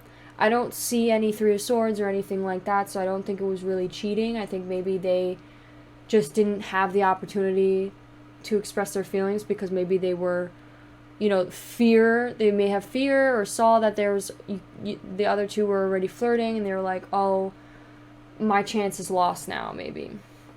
But they always have good luck either way, even if they don't believe it. They always still have good karma that comes their way, and their life is always changing. With the moon, there's definitely, with the star and the moon, you guys are both, like, anxious about this connection, stressing out about it. You may be not being able to sleep. More specifically, you're not being able to sleep, and this person's sleeping all day about it. Like, they have to sleep, because maybe also they feel better to go to bed because maybe you're in their dreams. Like, they feel more comfortable when you're there in the dreams. They feel like it's a little fantasy world they can escape to. And I definitely think that both of you guys are for sure stressing out about it, though. What else can I say? So let's read what the Wheel of Fortune personality type is like. So the Wheel of Fortune, the personality type is very spontaneous, in the flow. It's like the opposite. Like I said, the opposite. It's like you two are the opposite of each other. You guys just fit into each other. Flexible, open to change. This person has faith in the universe, believes in luck and fate and destiny. This person may also be a gambler, ready to take a few risks and try their luck. In a love reading, this suggests that your luck has turned. You are meeting more suitable or potential partners. Be open to a new experience. Let fate take you in a direction. In an established relationship, the Wheel of Fortune can also be a sign that you are on again, off again. Your relationship is open to change. Maybe you guys have been on again, off again in this relationship, or you guys will become that way. And it becomes a little exhausting unless, of course, you love spontaneous and like to go with the flow. So maybe it's very difficult for the both of you, because it's difficult to be on again and off again, because I feel like you are pulling back at it, and this person may get jealous very easily of other things. So that may be the reason to why you're on again, off again. You guys aren't really, like, sure about each other, because this person's worried about jealousy, and maybe this person's worried about someone else in the past, possibly an ex, and that could be the case. It also could just be that they're worried about this person. I think it's like both. They worry about maybe something that this person did in the past, or there's something there that they didn't like or like to see, so they are running back to something they're used to or something they feel comfortable with holding on to. And know that nobody's perfect. Sometimes you have to decide whether the green flags outweigh the red flags. This is your life to decide. You can do whatever you want to do. This doesn't mean that this is set in stone, that you have to be, in a relationship or date this person. This could just be that you guys talk for a bit and then that's it. It doesn't have to be, legit marriage. Speaking of which, we actually do have two cards, the Empress and the Star, I think. Shit, what was it? Or Justice. It was the Empress and Justice we had. And it was literally said, the reverse. Wait, let me see. Sorry, guys. I'm pretty sure it was the reverse Empress with the... No, it wasn't. It was a Justice card. It said that.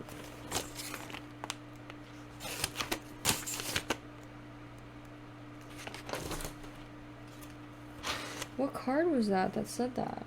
It might have been the Wheel of Fortune, maybe?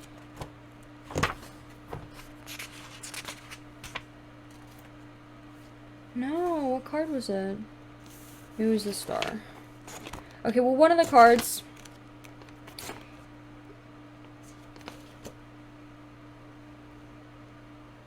It wasn't the goddamn Star. Maybe it was Two of Cups and Justice. Okay, so we had the Two of Cups and Justice, and that basically talked about a legit marriage, like signing away, like marrying each other, signing the papers to get married. So that could be for some of you. Maybe you guys, like, end up marrying each other.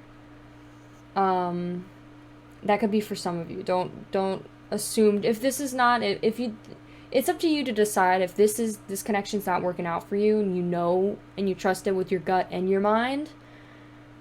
You know, don't go after it, but I feel like at some point there will be a marriage, or maybe someone already is in a marriage with this person, and maybe it was very quickly. That could be for very few of you. All right. So back to what I was saying with the Wheel of Fortune and the Moon. The Moon traits. Let's read what the personality for the Moon is.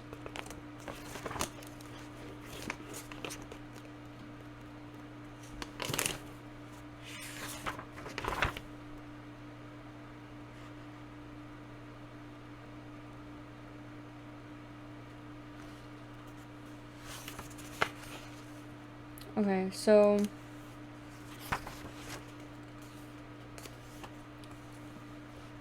releasing fears, repressed emotions. Oh no, that's reverse. Illusion, fear, anxiety. Oh, it also talked about shit, did it say deception in the booklet? Delusion. This person could be very delusional. Like, that's another thing why I got, like, fantasy, going into, like, the fantasy realm. They could be quite delusional in how they expect things to happen, like, so quickly, or they're just, like, maybe they're extremely jealous and they kind of just see things when there's not things going on. That could be the case. Illusion, maybe they also like to deceit a little bit, which may be an issue that you may want to, both of you to work out. But I definitely do think they have great intuition, and even if they don't see anything, you may think they're delusional, like this person may think they're delusional, I still feel like they trust their gut enough to have the intuition to know what's going on without having to see the proof, like, physically.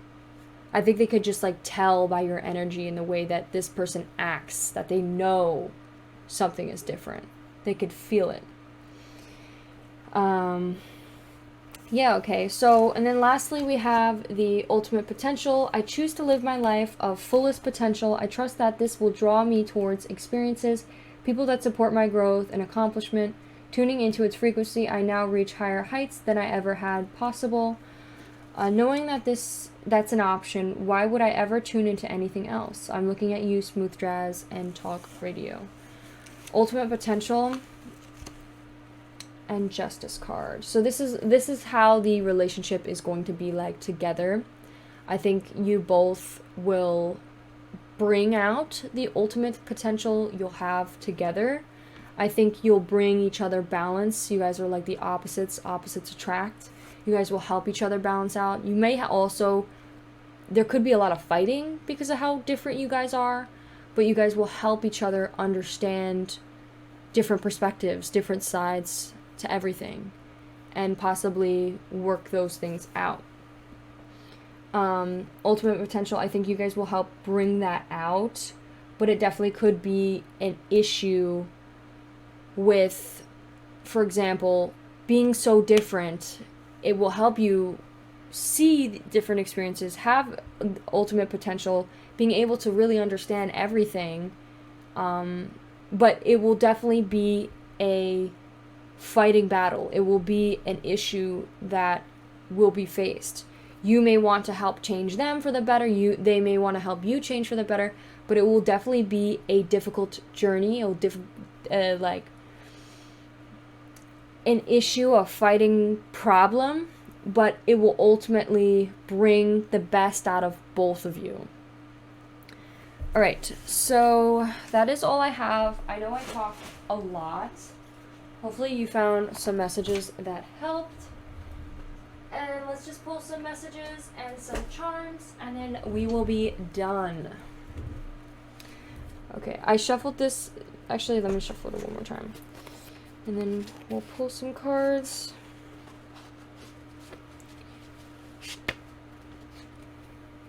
I see You're So Amazing It Scares Me. That could be for person A, because that's usually where I start.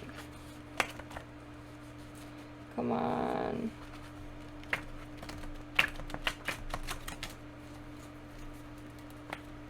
Okay, that's the best I'm doing right now. This deck is just 2 decks together, so it's like this is very difficult to shuffle. Okay, so anything that lands on these 6 cards will be what this person wants to say to this person. Any of these cards that land on these 4 cards is whatever this person wants to say to this person. And then in the middle is going to be what both want to share. Okay. 1,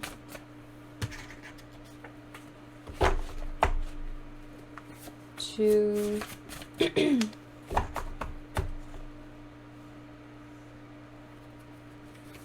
3. I'm wearing a mask with you. Maybe this person is not being their true, authentic self. They're not showing their true self. Maybe they're afraid to show how, you know, their dirty side, or possibly, or just being very cautious. We have nice arms. Maybe this person says inside their head, they don't say it out loud, that this person has really nice arms.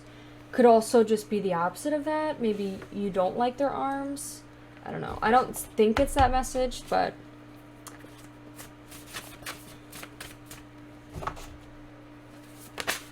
oh, okay, we also have save your money. Maybe you've been spending your money a lot, and this is just a message.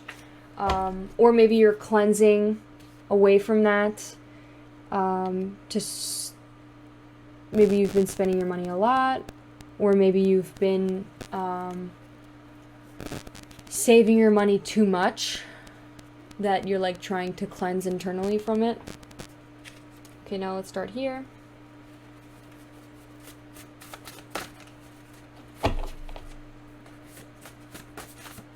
Two, 3. They are manipulative. I feel like that's either in reverse.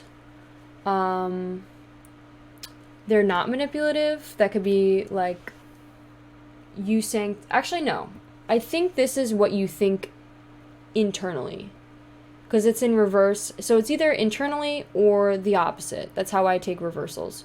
So internally, especially since we have the 6 of Cups and you're not letting go of the past, and your past experiences are having you decide, or past traumas are having you decide what the future is, you could definitely be very worried of their manipulation or delusion or illusion that they may be showing. And that's why you're blocking this flow of things and you're stopping this from happening. So you definitely could be thinking that they're manipulative.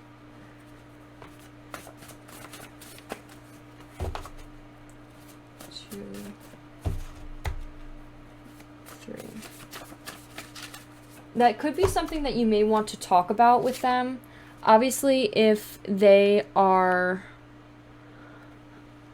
not something that you could talk to with them because they are extremely manipulative and they gaslight you, or like, oh, what do you mean? That never happened. No, I never said anything like that. What are you talking about? Or like, I'm not manipulative, you are, like gaslighting you. Then you can't communicate with someone like that, and it's better to just disconnect completely and forget about them and move on, because that is a very toxic person, and this person is only here to take advantage and manipulate. Don't allow those types of people in your life. So if you feel that that is the case, but obviously get to know them more. Don't judge a book by its cover just because maybe it looks like other books. You have to get to know the book a little bit more, read the book just a little bit more, see how it is. Don't jump right into the book and read everything. You know, don't act impulsive or you do anything stupid. You know, trust your gut and make the right decision. Don't give yourself too much away to the point where they can take advantage. You could keep a wall up just a little bit, but you could also still get to know the person a little bit more. Okay, to know for sure. You need to know for sure. It says move slowly and cautiously. So there could definitely be a difficulty you are having with this person. Maybe this is a message saying you need to move slowly and cautiously with this person. We also had a card saying the answer is no.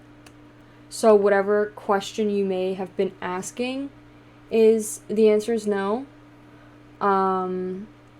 Moving slowly and cautiously could also just mean that you are moving slowly and cautiously, or you are currently wanting to move slowly and cautiously.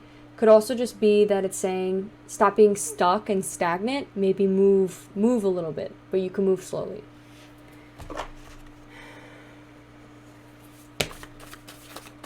Okay, let's start with the Justice card. Something they both are thinking. Wanting to start a new hobby. Maybe you guys are both wanting to do something different, starting a new hobby that may help you distract each other from one another. We also have know when the line has been crossed, and I feel alone. So if this person has already disrespected you, it's time to walk away. It could be from past trauma. There could be some sort of past that is you're not being able to let go of because this person has hurt you in the past, but maybe you want to continue things with them and you're not really sure on if you should or not. That is up for you to decide whether they changed or not. They may say that they changed. They may act like they changed.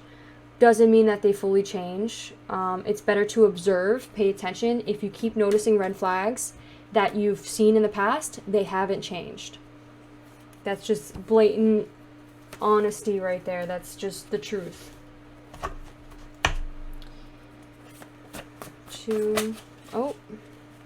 Study, focus on your school. Maybe you've been focusing on something else, possibly a new hobby. And it's saying to stop worrying about this, stop worrying about whatever it is. Study and focus on your school for right now.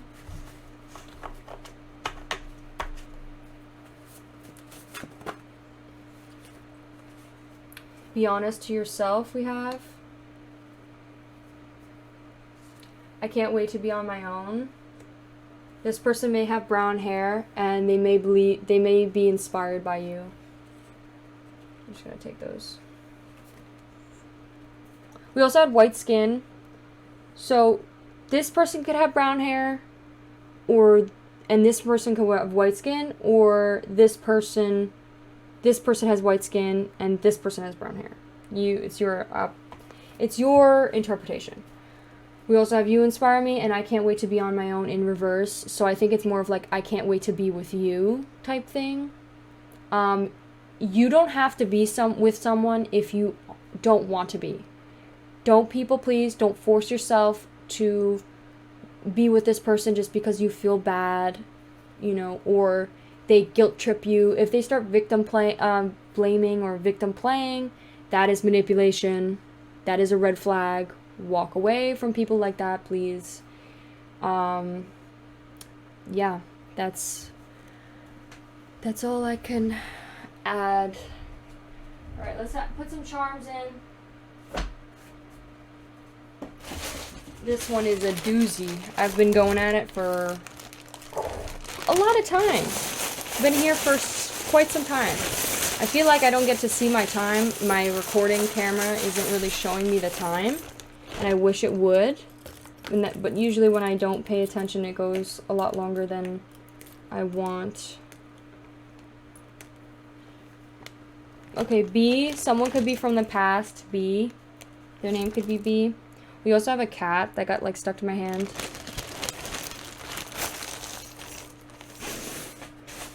Okay, let's pull some of these and some of these, and bam, we're done. Okay, 1, 2, 3, 4. Okay, so we have a broom. Maybe this person is like stereotypical, very ladylike. They like to sweep, like to clean, and maybe that's something that this person likes. You could also be very girly, very feminine, very nurturing, very loving, that they also like. Maybe they like your arms as well. We also have friends. Maybe you're friends with someone who went on a bike ride together. We also have a windmill here. Maybe you guys went to like mini golf or been near a windmill at some point that was significant. It also reminds me of like air, like it could be an air sign that was your friend, like maybe they're Libra or Aquarius or Gemini. We also have Essence. Was that there? Shit, I don't remember. We have Essence. I don't know where it was, but there's Essence. Effortless. Maybe it's very easy to move towards this person. Like it's like you're almost like drawn to this person, and it's very effortless to move slowly and cautiously towards this person. But it's very difficult. Maybe it's very easy to move fast towards this person, but it's very hard to move slow. We also have N over white skin, so maybe this person with white, or it's actually the reverse. So this person is brown skin, that's what I mean. They could start with an N, their name could start with an N. We also have B, maybe someone in the past with the B name was manipulative. We also have S, maybe, I just thought of, maybe you like, should I do it with this person? Because of the S, and it says the answer is no. It's very effortless to quickly go into that, but the answer is no. Don't do that. Do it when you're ready. We also have like a little carriage. Maybe they feel like, maybe they're like, they're so amazing that it scares you how like perfect they are. It's like they're Prince Charming, and it's like, ooh, I don't know, this is too good that it scares me. And it's like they're in like the little carriage, like waiting for you to come out. Their name could start with a D. We also have a little music instrument right here, or a note. Maybe they're very into music or like music, and maybe that's something that you like about them, that they bring into this relationship. We also have DOU, like D-O-U. I'm not really sure what the hell that means, but this was in reverse too. We have S here. S could be a significant name or something specific. You inspire me. This could be like the same thing for that, maybe sex, and it says you inspire me to do that. I don't know. Exterior, maybe more interior. This person could be having anxieties about having sex, and they're suffering internally, like mentally, and you could also inspire them maybe when it comes to being, maybe you're like a virgin and this person isn't, but they feel inspired to maybe change their ways to become like that with you. That could be something. We also have dough, like this reminds me of do, re, mi, fa, so, ta, ti, ta. Or just dough, like cooking, like making dough, like for bread or whatever. Yeah, so thank you so much, my lovely pile twos. I hope you found some messages that resonated. Thank you. If you like this video, please give it a like and consider subscribing. And I'll see you. I hope you have a wonderful rest of your day. And I'll see you in one of my next videos. Bye! Hi, my beautiful pile threes. If you picked the success card, this will be your reading on your next significant relationship. So, first person that is going to be laid out over here is person A. And I'm going to first pull a higher self and shadow self card with the tarot deck, and then person B will be higher self as well. It will be the same thing, same layout. Higher self, shadow self with the tarot deck. So we're going to be using the White Newman tarot deck.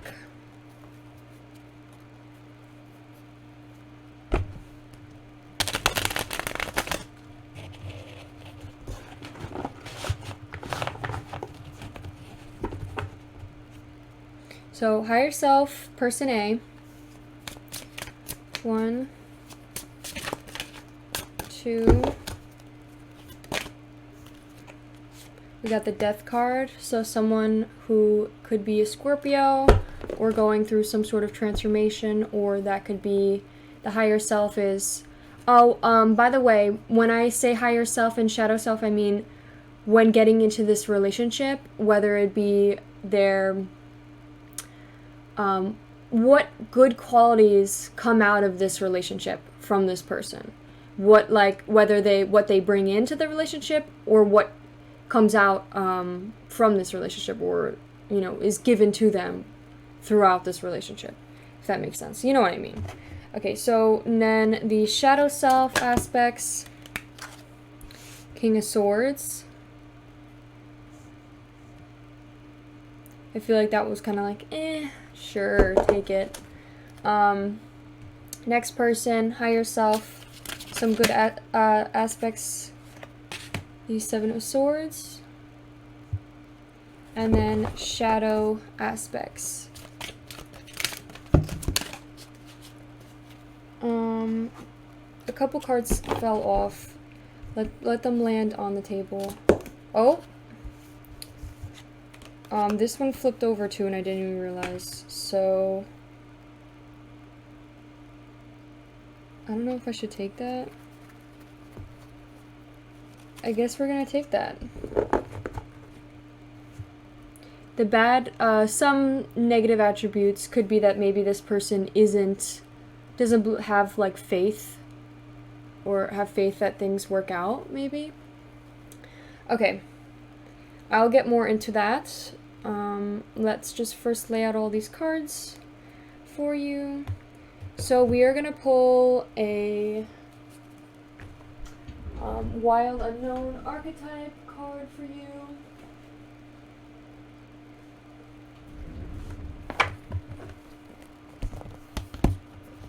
Sorry, I have to go grab it. Here we go. So I think we should pull one for each person. So let's move these cards over.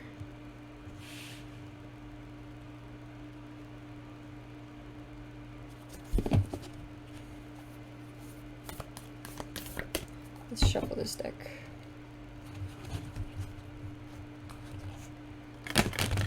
I think I just saw the gem.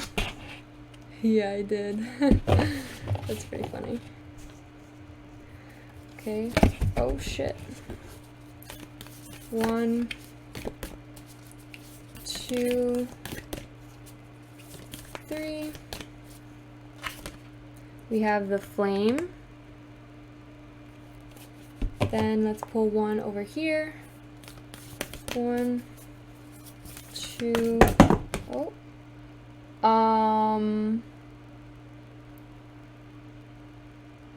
I don't know. This one came out first, so I will take that one. The Empty Room, though, came over that. So I don't know if I should... There's other cards underneath here, too. I don't think I should take it. No, I'm not going to take it. Okay, I'm actually thinking, I'm feeling called to... I'm actually going to take it. I'm feeling called to take, that was also kind of like that. Alright, and then I want to take one more over here for them in the shadow aspect, something that represents their shadow aspect. Okay. 1, 2, okay. The Queen! It's the Queen! The Queen! Okay. Sorry, I keep saying okay. I don't know. Oh! I don't know why I keep saying that. Let's now pull a Prism Oracle card. We could pull one of those and maybe an advice card. Should we pull some other cards as well? I think we should pull one card here, and then we could pull an advice card like right in the center. I think would be good. So let's shuffle these.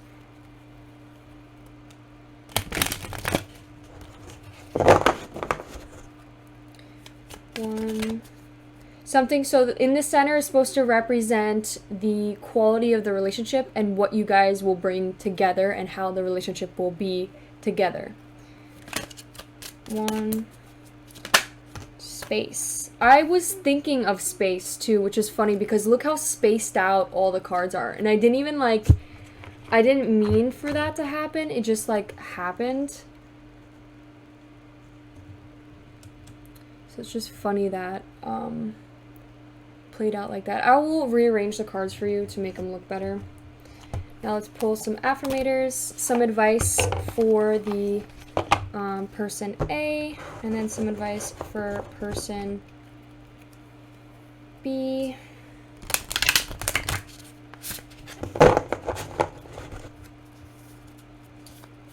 One, two, first person A, 3. Good things to come in reverse.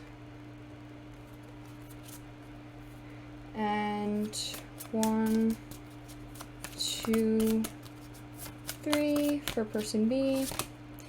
Everyone's a teacher in reverse. Okay.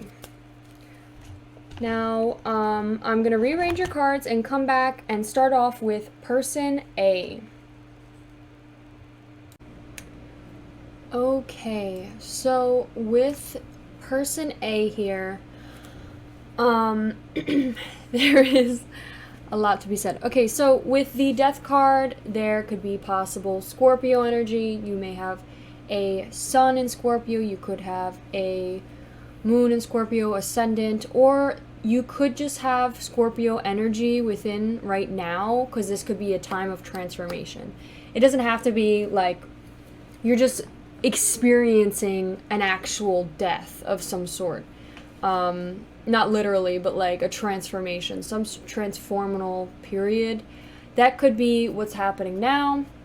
Could also just be that you're very keen or used to doing this. You're very used to having a shedding of the skin. You're constantly open to change, and it's easy for you to get into change. Let's read the description that they gave for death, the personality type.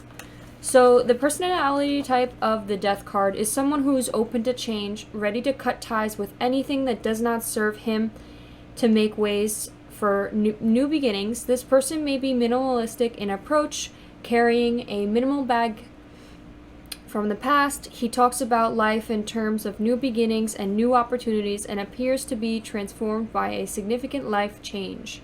This person may be more willing to take a risk, to pursue a new goal, or let go of something that is no longer serving them.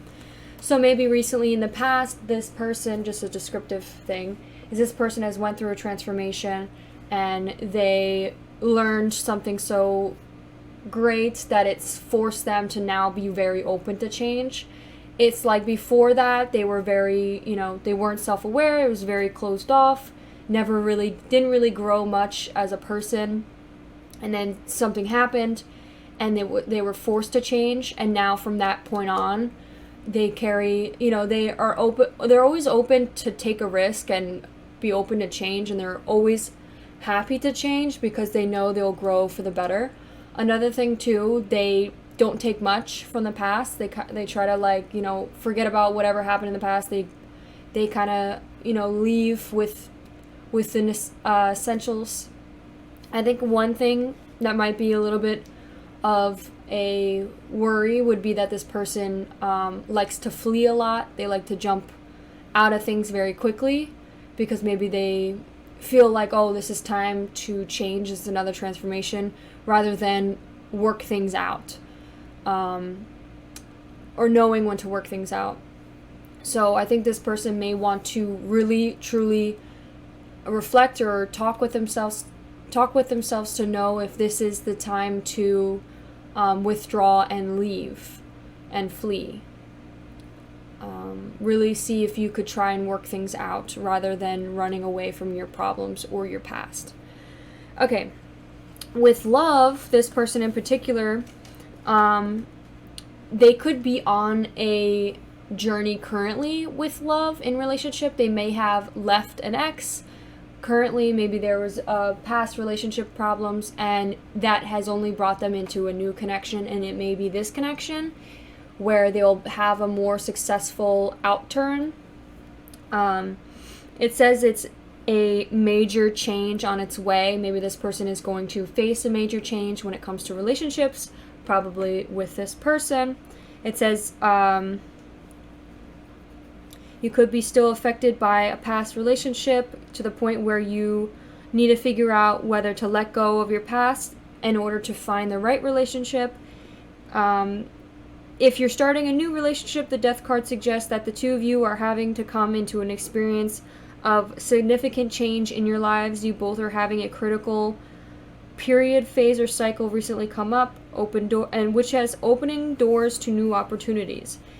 It just happened to be that both of you met each other at the perfect time when you were both closing one chapter to be ready for a new one.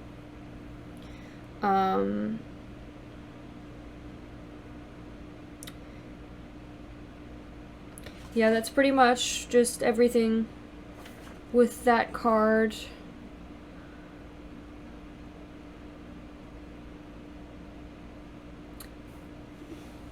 So this person, also with the flame here, I think it's almost like they hit a point where they knew, like a flame lit under their, their tush, and was like, okay, it's time to go. It's go time, baby. Like, they switched up their life. They were like, you know what? No. They, changed. They decided to, whatever it was, decided to change, and the light turned on underneath them, and they're on go time. But, we have the flame almost sideways rather than upright. It's not in its perfect position. It's more of like, it's out of balance. So there's something with that flame and passion, possibly charge, that you're you're on go mode, you're ramming into everything and going for whatever it is that you want, rather than, thinking, taking it slow. You might be moving very quickly. And that could be with a certain passion. Maybe you're chasing a certain passion that will bring you wealth. More particularly, you could be being greedy as well. We have this good things to come card in reverse, and this card basically says, I'll read you the description. It says, there are so many amazing gifts coming my way. I can't see them now, but no, I respect the general convention of not peeking under the wrapping paper, but they will show when the time is just right, and that's when I'll remember how much fun it is to be surprised. It's like you are getting greedy, and instead of waiting patiently to wait for the gift and wait for, to be surprised and given the gift and have the excitement, it's like you quickly just peek under the wrapping or into the bag or into, quickly look at before they're able to show off or give you the gift. It's almost like maybe this person has given you gifts and you kind of just quickly peek and be greedy and impatient and look at it rather than waiting for the surprise. Also, that could just come with you trying to look past the future and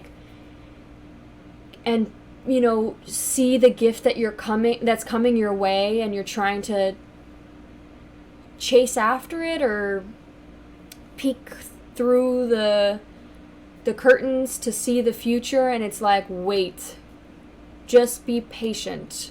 Don't chase after it, don't run after it. Stop ramming into things. I know you are on go mode, high mode, like take a break, take a second, be patient, and be hopeful. You don't have to, don't be greedy. It could be a thing of, wanting to have money or wanting to feel the abundance coming your way as quickly as possible. But you need to take your time and be patient and consider other people as well. Especially this person. We have the Queen card, so I don't feel like you guys are together. It's supposed to be, since we're talking about your next significant relationship, you may be talking right now. I don't see you guys actually together fully right now, but I do think this person may put you on a pedestal. You may have been treated wrongly in the past, and maybe that's why you left on a last relationship, the ex or some sort. And now you're building an ego, respecting yourself, finding authority for yourself, finding respect and power, both realistically and spiritually. And you demand it from other people, and this person is willing to give that to you and is giving it to you, but you become greedy and want more. It's all about more. And the Queen is also like, you demand the throne. You're very demanding, self-righteous, wrathful.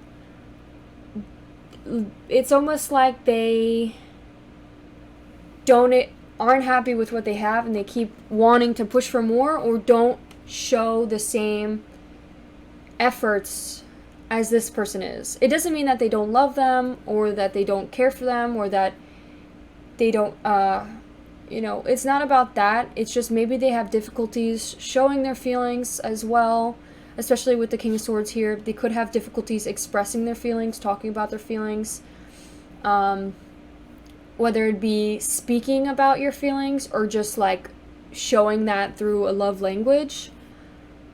This person could definitely be a gift giver, since we have a gift literally wrapped here for this person. So this person could definitely give gifts, and maybe this person, it's very difficult for this person to reciprocate that for some reason, and maybe it's because they're afraid.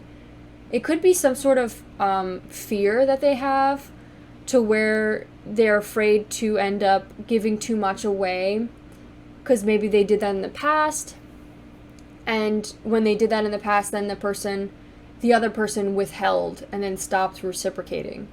So maybe that's another thing that this person may worry about. The Queen also talked about, it's basically the Empress card, the Mother Queen, I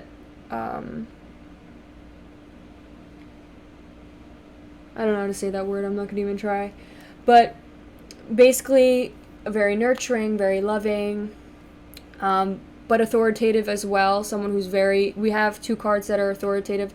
So maybe it's you demand too much authority. There could be too much authority needed from this person, or in general, with this person in this relationship. It could be something that comes with them that they may struggle with and need to put on the sidelines and chillax a little bit with this. It's understanding to wanting to be respected, but know that the other person needs to be respected as well, and to not step over their boundaries, and also to reciprocate the love that they deserve. This doesn't have to be you, by the way. I just say like person A, person B, and I'm saying you because imagine me talking to this person. So another thing too, I think this person needs to find more patience and be more forgiving.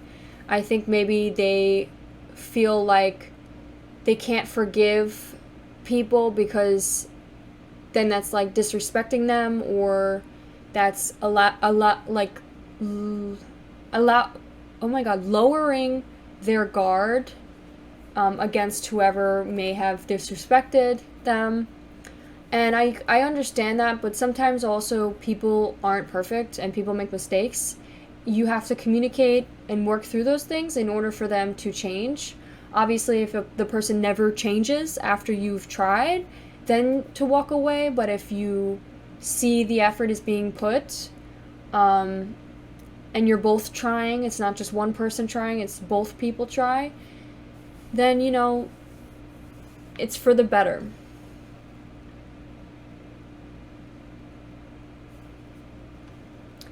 I think it could also be with money too. Especially, there could be, you're demanding a lot of money to be spent on you from this person. Maybe not demand it, but maybe you just never, you could always hint at it or say things about it, but you don't, like, go out of your way to be like, give me this. It's more of like, oh, I wish I could have this. Oh, I don't have any money to pay for this. Like, things like that. Which you may want to work on and figure out how to have more of a balanced relationship. Find more balance when it comes to these cards here. You know, fix them up so they're balanced. And know that it's okay. There are people that, there's aspects that are difficult and then some things you need to work on, and that's okay. That's human. You're human. You're not perfect. This is normal. Not everybody's going to have every card upright, you know? There's, once in a while, a card turns, you know, rotates, twists.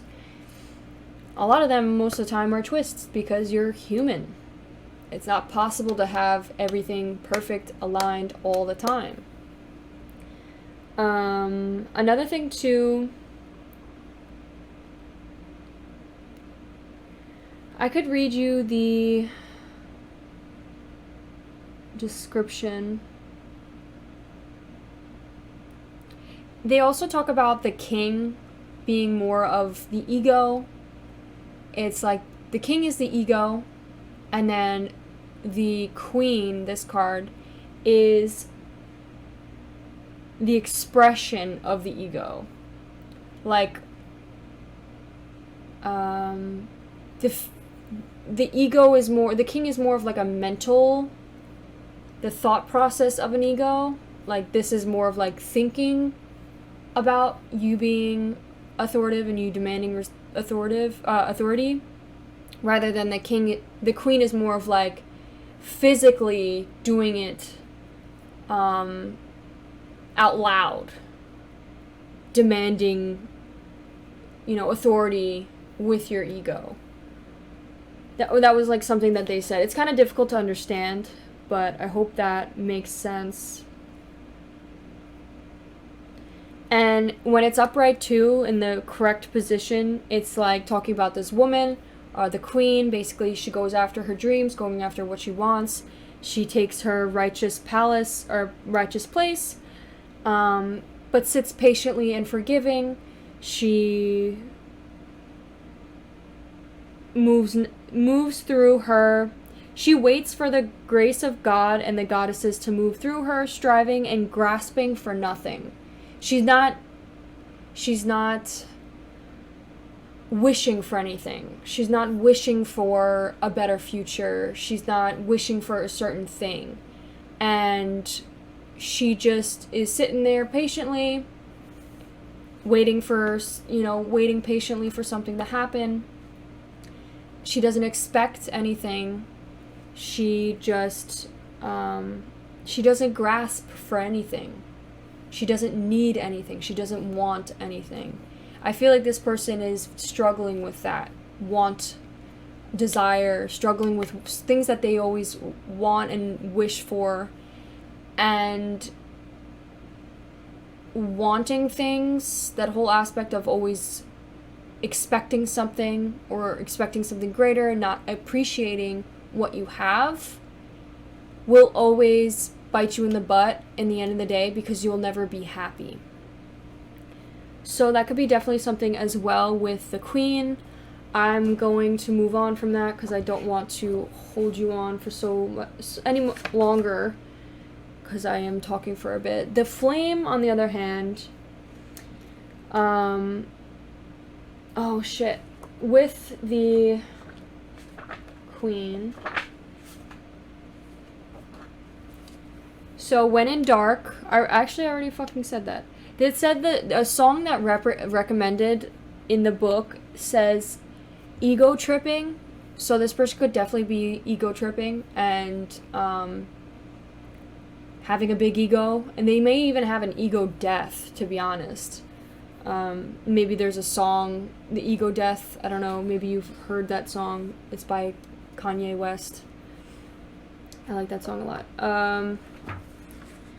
The flame, on the other hand, when it's also a little bit, it's not like fully upside down, it's partially. It's like, it's a good thing and there's a bad thing too that comes with this flame.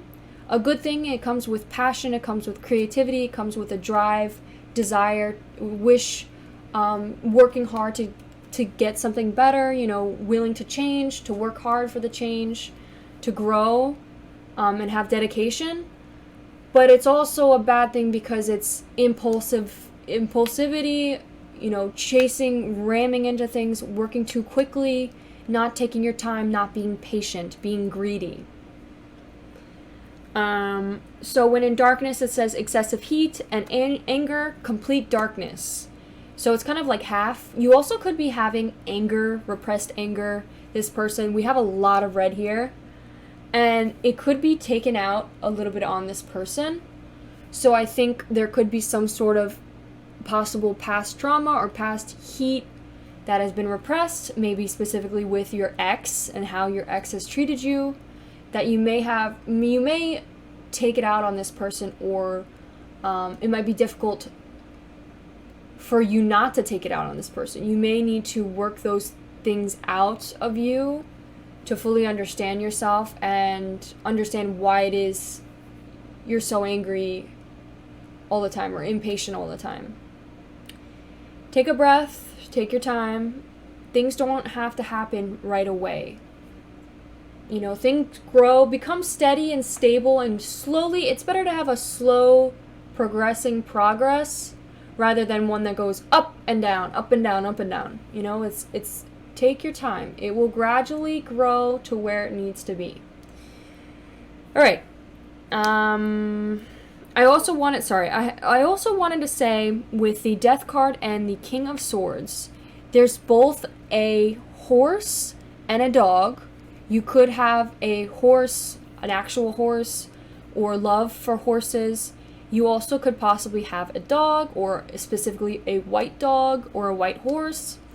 There's a lot of white being at play, and white makes me think of a lack of there is, or a solid piece. You know how it's like solid void is like white and black. So white reminds me of like almost an emptiness, void, and it's ready to be filled with anything. It's ready to be, it's empty. You could put any energy you want into it, and it will bounce back out at you. It'll reciprocate. You know, like the white crystal, that's what the white crystal is for. That's what that reminds me of. All right, now on to our beautiful person B. Okay, with person B, we have the Seven of Swords, the Hierophant, everyone's a teacher in reverse, the Mirror sideways, and the Empty Rune sideways. So, the Seven of Swords basically talks, specifically in this deck, we have swords, both here. So this person could be possibly an air sign. The Hierophant, I think, represent a planet. I don't think it represents a specific person. Let me see. Really quickly. The Hierophant represents Taurus, actually. So this person could be a Taurus or have a Taurus placement. So we have Scorpio placement and a Taurus placement. Like strong, those two. So, they may be having trouble with their Taurus placement. Okay, so the Seven of Swords in the booklet that came with this deck talks about a price to pay for betrayal. There was some sort of possible betrayal.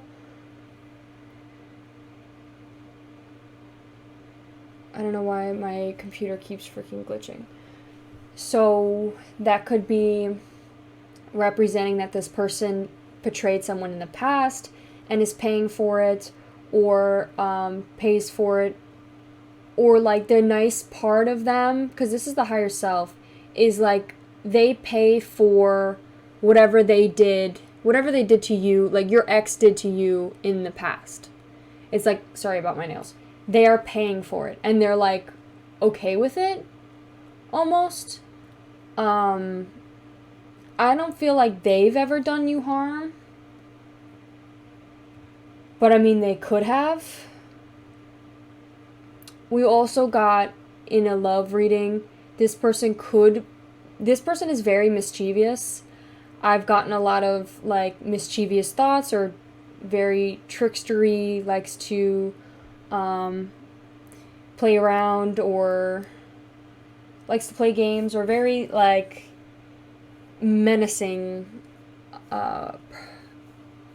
thoughts, or they like to have like they like to do that. So also with the mirror we have here, it talks about mirror is a good thing and a bad thing. So mirror could be a good thing because you look at yourself, you self-reflect, and you get to see yourself. But also it gave us an example of how a mirror could be bad, because there was literally someone who stared into the mirror for the rest of their life because they were so obsessed with themselves that they ended up dying over it. So it's like the mirror is a good thing because then you could look at yourself, reflect, and change for the better, but it's also bad because then you could almost like love yourself too much. It's like it's good you find love for yourself, and you could grow and change for the better and start to accept yourself in the mirror, but it's also not good to do too much of it, if that makes sense. I think this person may struggle with their appearance, for sure. Because we have, literally in the description, for the empty room, I believe, talks about wanting to know what to do about their appearance, like how to save their outward appearance.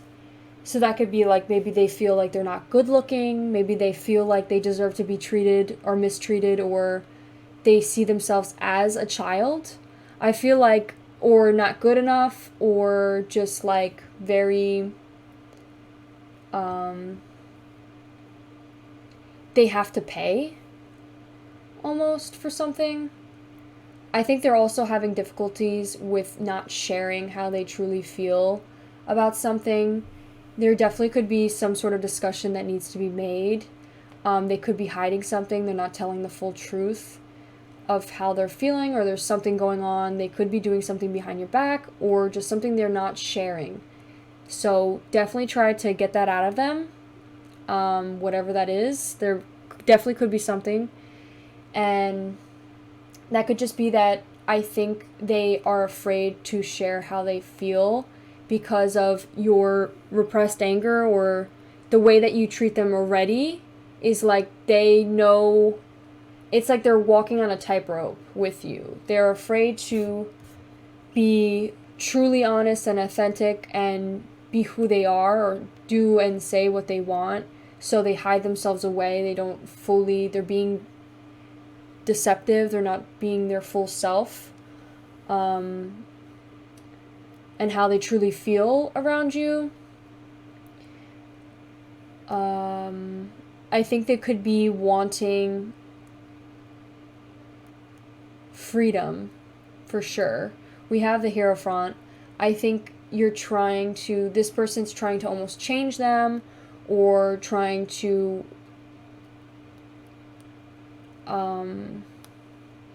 make them into someone, try to change them into something better that fits them, and that's not how it should be.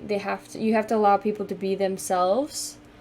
Another thing too, I think maybe you could be upset with them because they aren't spiritual or aren't religious. we have the Hierophant, and it's like it could be a problem. The darker self of them is that they could want freedom, like actual freedom, and I think this person is so authoritative that it's like they only want what's best for them, but they demand them to change as well. It's like you demand them to also change. You want them to change for the better, and you want to help teach them. It could be because you went through a past transformation and they haven't, and you're like trying to teach them, but they feel almost trapped or stuck and walking on a tightrope constantly because they can't be their true selves, because they aren't in the place of a transformation just yet, or may never be. They definitely want freedom. It could also just be with something specific, more specifically addiction. They could be definitely suffering from an addiction of some sort that you may try to have authority over and tell them not to, and you try to control them or stop them, or literally hold a sword to their throat and be like no and trap them instead of going to this addiction, and like parent them or hover over them and like demand them not to do something. And this could be an issue that comes to play in the future. Definitely some sort of addiction they may be doing or suffering with that they may not feel is too wrong or feel is bad, but this person does, and this person wants to like stop them from doing it. But it's like this person wants freedom so they could do it themselves, like so they could, you know, freely be an addict or have their own freedom in order to stop the addiction themselves. So also they could definitely be having fast-paced anxiety of this empty room. They want to fill this wanting more as well. I think you guys are both like being greedy or not happy with what you have or expecting more. And it's like this person, the Hierophant here, the empty room is basically they have an empty room, they have an emptiness inside of them, and they're trying to fill it with anything possible. And that could be what that addiction is. It could be food, it could be their phone, it could be watching YouTube videos, it could be, it could literally, an addiction could be anything. It could be smoking their Juul, it could be,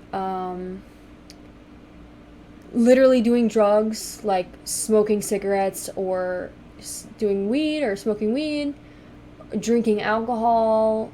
It could literally be anything. It could be texting their ex-boyfriend, texting their ex, surrounding themselves with just not good things, and this person wants to stop them from doing it, but parenting them or being a oh my god, I cannot fucking speak. Being a helicopter parent to them won't help them.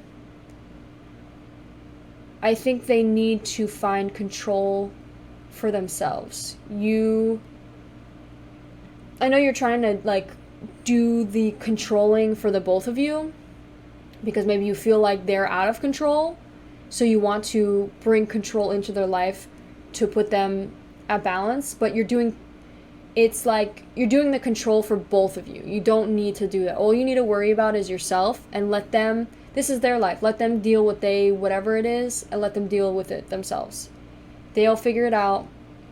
You don't need to control them. I know you're trying to help, and I know it's all for the best, and you're trying to look out for them, but it's something they need to figure for themselves. What else? We could read the description.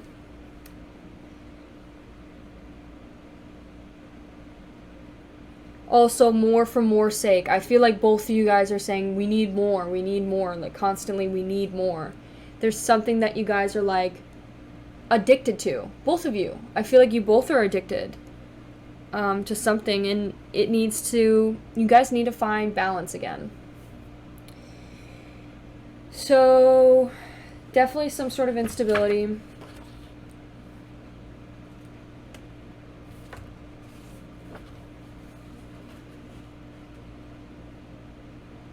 I think also this person may have, the reason why they may need to fill their void is because they don't like the way that they look.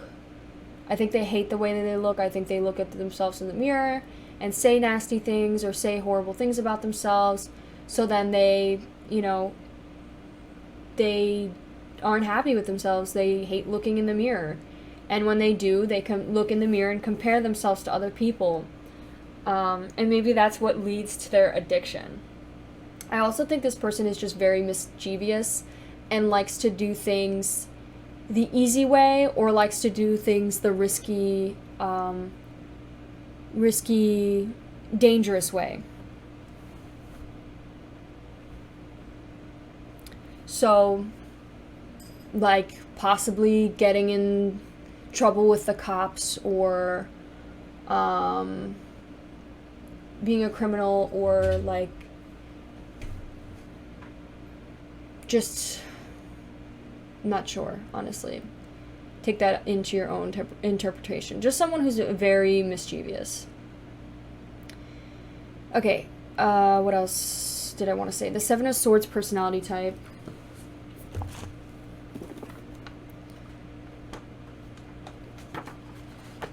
Actually, we could read the Hierophant personality type. This person also, their personal beliefs may also get in the way, and that is okay. They are allowed to have their own beliefs.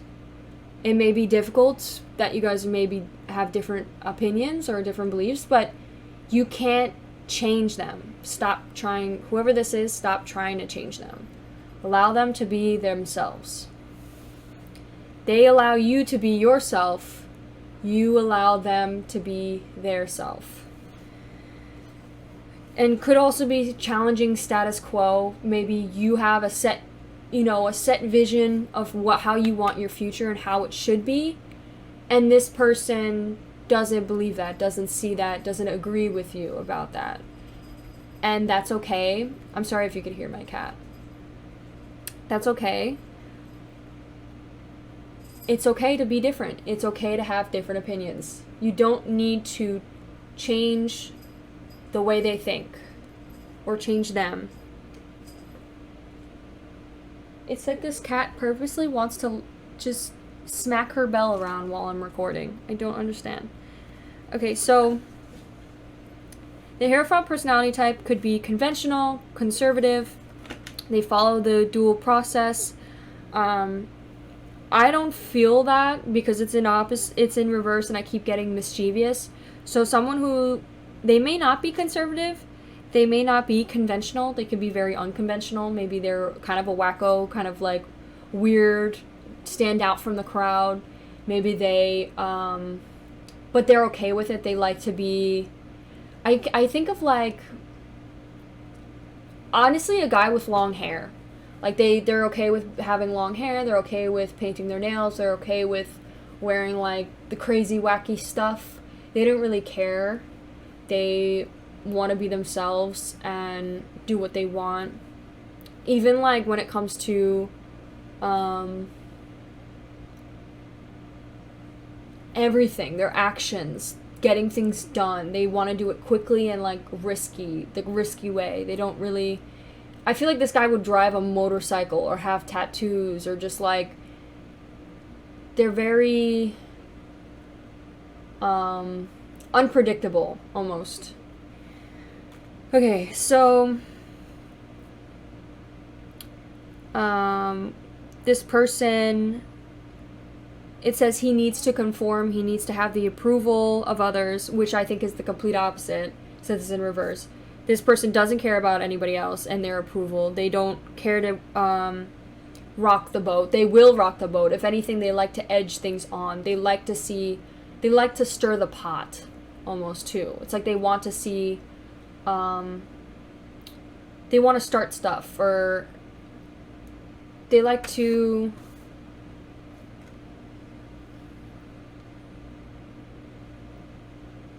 I don't know, you know what I mean. Okay, and then I don't see them as a churchgoer. I don't see them as anything like that. It's like they're the complete opposite of what a church person would be like. I also had a message before that they may not have a lot of hope for this relationship or faith. That could be something you want to talk to them about. Could also just be maybe they don't see a future, like a standard future with you, like getting married or having kids or having a big white house with a picket fence type ordeal. I think they do see a future, and I do think they do care, but I don't think they see a typical standard future. With the Seven of Swords, the personality type of that person is a secretive, strategic, someone who could be deceptive, could be a con artist, a cheat, a thief, or criminal. However, smarter Seven of Swords personality will use their initiate knowledge of the situation or task at hand to find the quickest and easiest path to success. They're trying to quickly find success. It could be also with the route of finding love for themselves. I'm getting almost like they want to lose weight or something with their appearance, like losing weight. They want to find the quickest route possible to success, and they don't care to be risky and, you know, deceptive or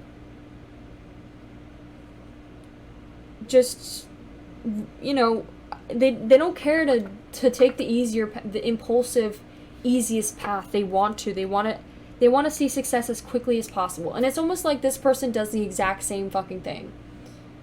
We also have know when the line has been crossed. There could have been a line that has been crossed. Okay, so that's what I'm getting. And then, but also it could be this. It says this Seven of Swords reminds me of a higher profile author and lifestyle designer, Tim Ferriss, who became a national kickboxing champion within a few weeks by discovering a little known loophole in the rules. In fact, he uses many similar high efficiency techniques to create the most value and successful out of the shortest time investments. That's like what that person is. They're trying to find like the quickest route to do something. Even if it's risky and dangerous, or if you have to like cheat your way through. They don't care. So that could be definitely something. They also may feel guilty and can't look at themselves in the mirror. I just got that message. Alright, so that's how I see that person. With the success and space here, it's kind of difficult to understand exactly what the relationship is and how it would be. I feel like the good aspects of this relationship is obviously finding success and having success. We have the orange card, so that's like having energy to find success, doing things quickly to find success. I think that's just saying like both of you are becoming that way, maybe. And it could be how you guys are currently. And I think at some point it will bring you to end up deciding to take some space away from each other. That may be it's like the cause and effect. So I think slowing down and working things out slowly can help the both of you to find success. And your success is wanting to Jesus, I'm having like a seizure. I can't even speak. This person has the flame wanting to chase after a passion that they could be addicted to. And this person is addicted to changing their appearance. And you guys want to have the success and you guys will find it. You may need space away from each other in order to do that, so you could focus more on yourself. But in a relationship, it should be that you guys help each other work things out. You may find success by taking space, not away from each other, but away from the things you guys are addicted to. Taking some time away from the addiction and helping each other find space away from the addiction. Not space from each other. Help each other. Tell this person that you want, this is what you want from the relationship, and this is what you need from them to help you to overcome this addiction. As well as this person. This person should help communicate and talk about it as well. I know it might be difficult. This person might have difficulties talking about how they're feeling, but you guys need to work together. Okay, that is all I'm going to say about that. Let's now pull some cards for you, some message cards, and some charms, and then we'll be done with your reading. Okay, so I'm going to pull one here, one there, one there, one there, and one there. First with person A. Anything that this person A would like to share to person B. I don't understand. They could be having difficulties understanding possibly what they're addicted to, or not understanding or caring or being compassionate or understanding on how this person is also struggling, or understanding that it's both of you guys that are struggling. We also have you're badly addicted. I think this person could be very badly addicted to their passion or hobby or whatever it is that they're doing. We have you deserve better pay. Maybe you're chasing after a goal that won't deliver you enough pay, or something that will suffice for your future. You have King of Swords. Shit. I don't even know if a card flipped over or not.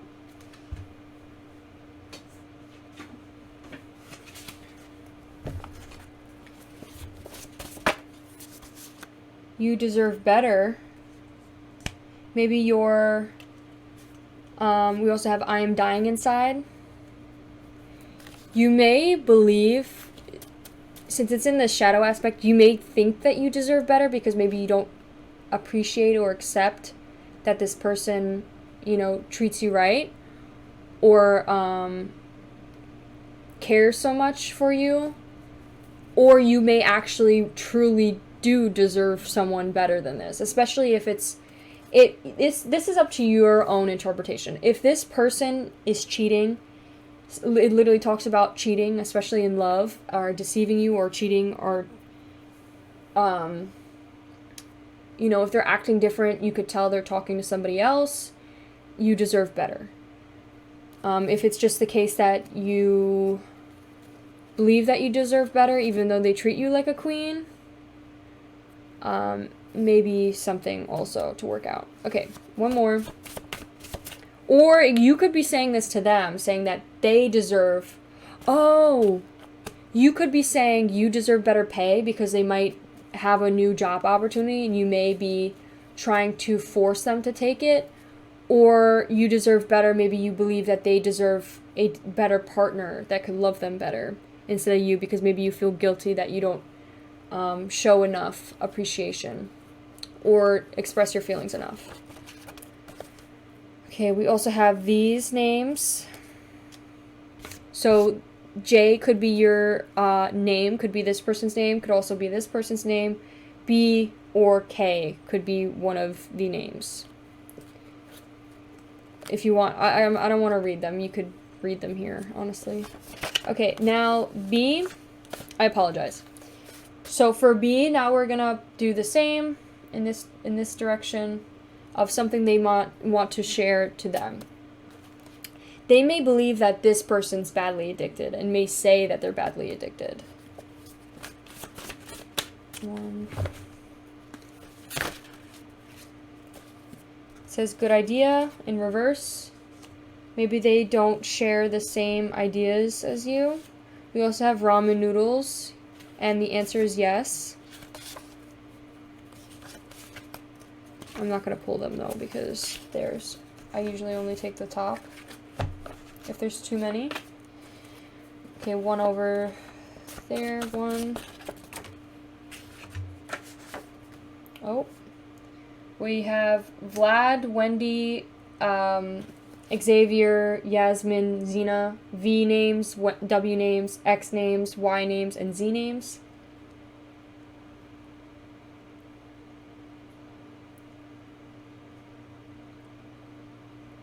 Okay. Everyone is a teacher. It says you're too nice in reverse. Maybe this is you're too mean. Maybe this person's been very mean lately.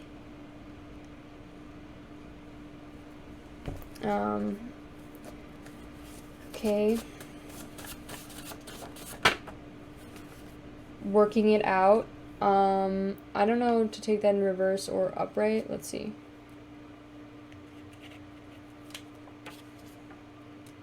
Also, know that colors mean a lot. I know I say this every video. This could be either or, working it out, upright or reverse. We have the empty room, so maybe this person doesn't think about truly working it out. Or maybe they don't believe that this person's gonna work it out, whatever the issue is. They don't see, like, faith or hope in that. Okay, the Hierophant. We got cupcake phase. Oh. Maybe they don't have a typical standard cupcake phase, or they don't follow the rules of what a cupcake phase is. That could be a thing. Okay, so we have black and orange. I know I talked a little bit about the color of the orange. Black, on the other hand, talks about loss, talks about death, could be an actual loss of a person, could actually be an emptiness. We have the empty room and space there, so it's like there is a lack of something, empty space for this person, and there could just be a space, like this person's creating space away from this person feels like there's something missing. So that could be that with the black. The black can also represent fear, could also represent needing to find more confidence in themselves, appreciating what they have, of course. And I think that was all the black. Black and white could also represent both things. So the white could represent a solid piece, like something solid, or could represent a void, and it's the same with the black. I think in this case, the black represents more of a emptiness.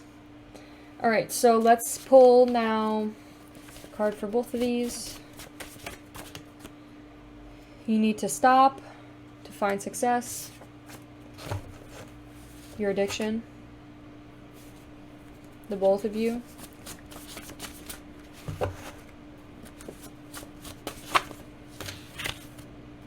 Make the connections, they are right in front of you. You may be ignoring signs. We also have caffeine detox and stop caring for me. Okay, there could be someone that you may be caring about that you shouldn't care for. Alright, let's pull some charms out quickly.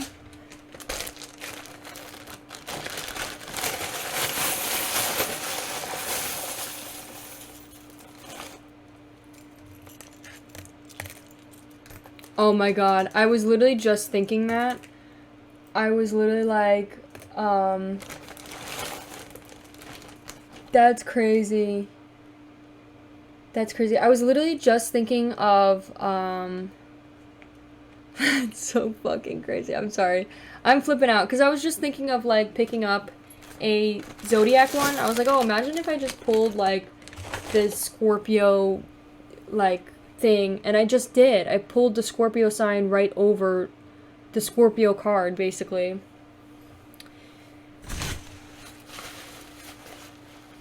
That's crazy.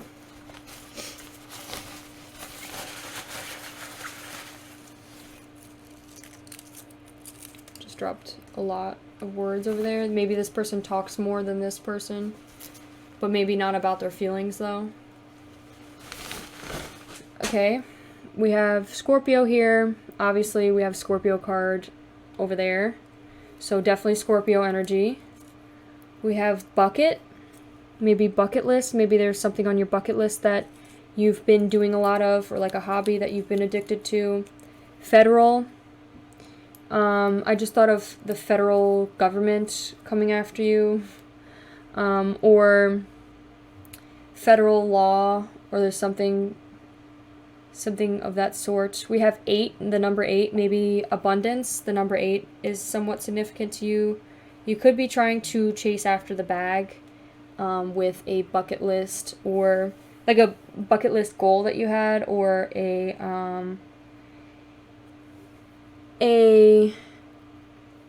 vision that you saw, and you may have lost focus because it was more of like a hobby, but now it's something you've been chasing after. It could be something on the computer.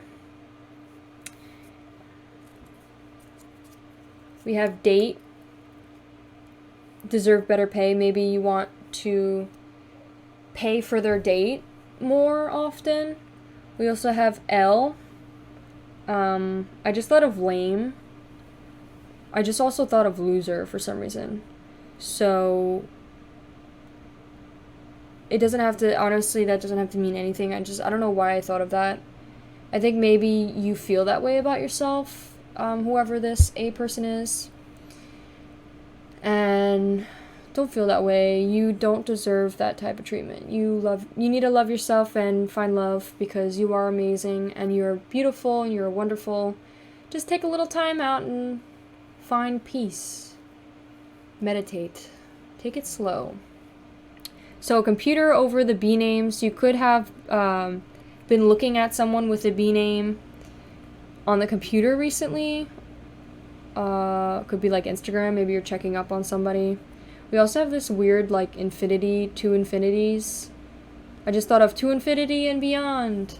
Buzz Lightyear. So there could be someone with a K name that you may have an infinity like lifetimes with them or something. I don't know how to explain that. Okay, what do we have here? We have ass. Maybe someone's making an ass out of the both of you. Or someone who's an ass. Ass dapper. Maybe there's someone who's dapper but he's an ass. We also have the number 18. 18 could be significant. Also, we have a cell phone here. Maybe there needs to be some sort of detox made. Oh, there's a leaf. I didn't even see that. Maybe smoking weed detox. Maybe this person smokes a lot of weed and they need some detox away from it.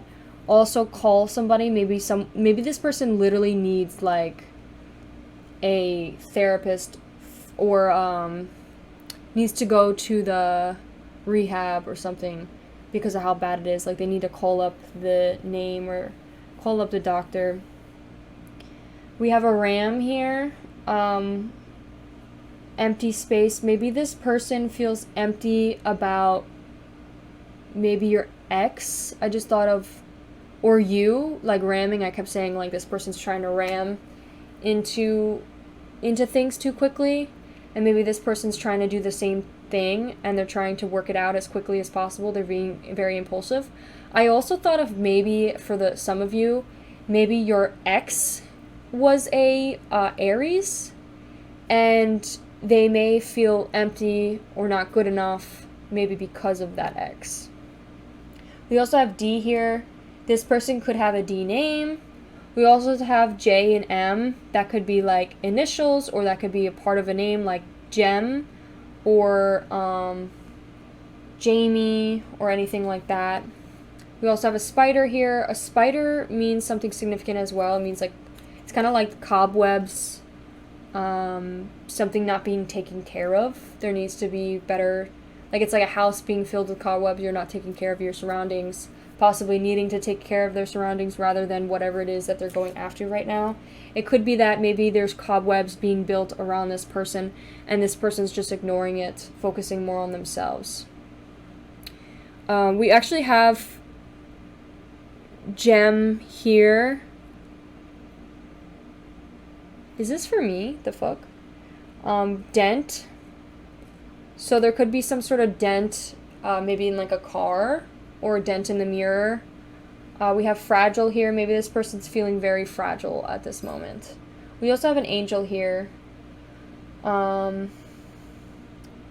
This reminds me of just like a spirit guide watching over this person and giving them good luck. Also just reminds me of like very innocent, working to be the best. We also have an angel on the Hierophant, so like even though they don't believe in faith or have faith, there's still faith surrounding them that's trying to get them to do better. My cat is trying to climb up on my bed. What are you doing? Hey! She's ridiculous. Okay, thank you guys. Thank you so much for sticking to the very end. I hope you found some messages that resonated with you. If you do, or if you have any comments, leave a comment down below. If you like this video, please give it a like and consider subscribing. And thank you so much, and I'll see you in my next video. Bye! Hello, my beautiful pile 4s. If you chose the Moonology Oracle deck with this card here, it's time to take action, new moon in Aries. This will be your reading about your next significant relationship. So, I'm thinking we could start off with person A will be laid out here, person B will be laid out here. We'll talk about who person A is and what traits they'll bring into this relationship, as well as person B, and we'll pull some oracle cards as well of maybe some of the issues that will arise or something that may be significant. So, or how the relationship will be. So let's pull out, I'm going to use this Lovely Omens Tarot, and we're going to shuffle. First, we're going to pull one card for person A, representing some of the good traits that they'll bring into this relationship, or some of the good traits that they'll have that will do good in this relationship. So like higher self and then shadow self below that.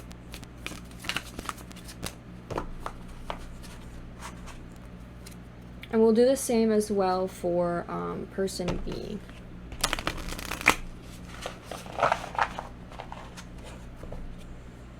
So higher self, 1, 2, 3 is 2 of Pentacles, is their higher self. And then shadow self, oh, we have 7 of Cups. Right. Now for person B, we're going to pull a higher self card that represents some of the good qualities they'll bring in, and then shadow self, maybe some of the issues you may have with this person or something that they may need to work on. We got 4 of Pentacles, upright for higher self, and then shadow self. 2. Oh, we already have a card flipped. We had this card, and we have Ace of Wands already flipped. I don't know how that happened, but okay.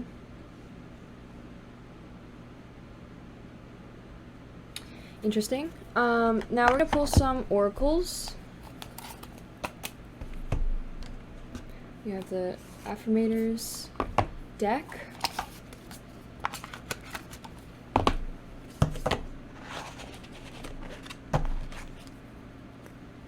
I keep seeing letting go and death.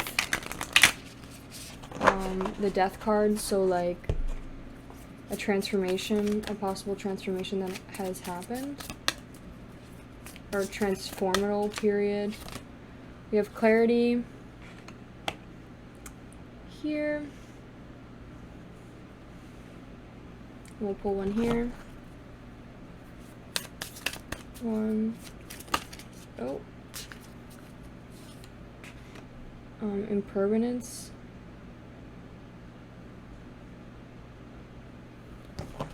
Alright. I also want to pull a Prism Oracle card.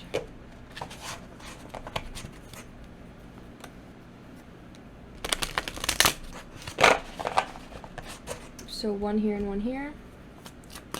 1, 2, just to help us further understand about the some of the things that need to be worked on. 2, 3. Happiness. Finding happiness possibly for yourself. Usually whenever I pick person A or pick the cards for person A, it usually is supposed to represent my viewer, whoever's watching. But it doesn't have to. It can correspond with the person you may talk to, and this could be for you. So just keep that in mind. So now we're going to pull a card representing over here for their shadow aspects. 2.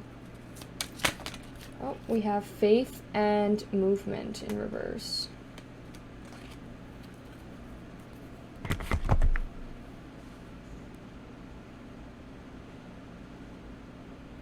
They have a lot of cards for their shadow self.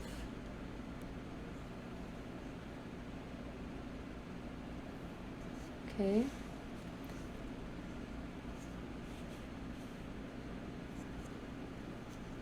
It's kind of like they want to talk more about this person rather than this person.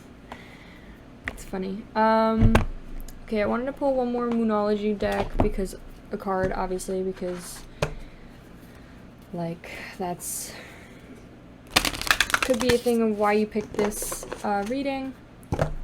So let's pull one for this area. Basically, the center here is supposed to be the talking about how the relationship will be. Like this will be the good parts of the relationship of you both together, and then underneath that will be maybe things that you both need to work out, or what you'll like, the shadow aspects of that. 2, 3. We have adjustments are required. Third moon quarter. Third quarter moon. Alright. And then I want to pull one of these cards from our, where is it? Wild Unknown archetype. I just feel like one could fit like right there for you. So let's shuffle this deck.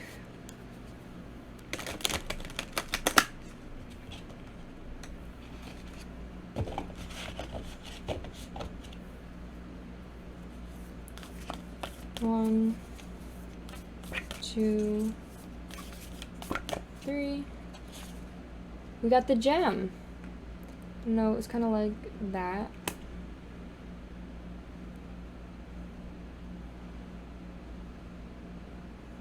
Okay.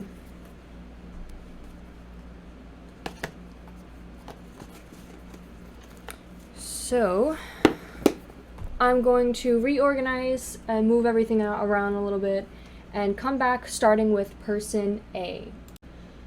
Okay, person A.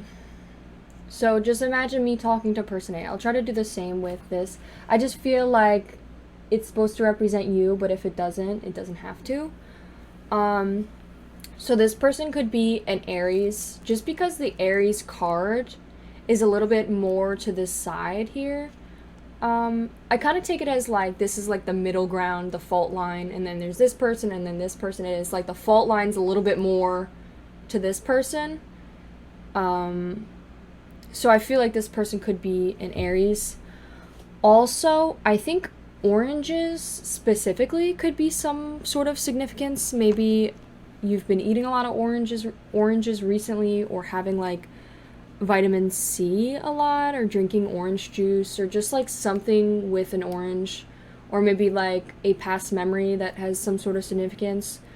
But the reason why I say that is just because we have an orange here, and then it specifically says in this reading, this card talks about a citrus like taste.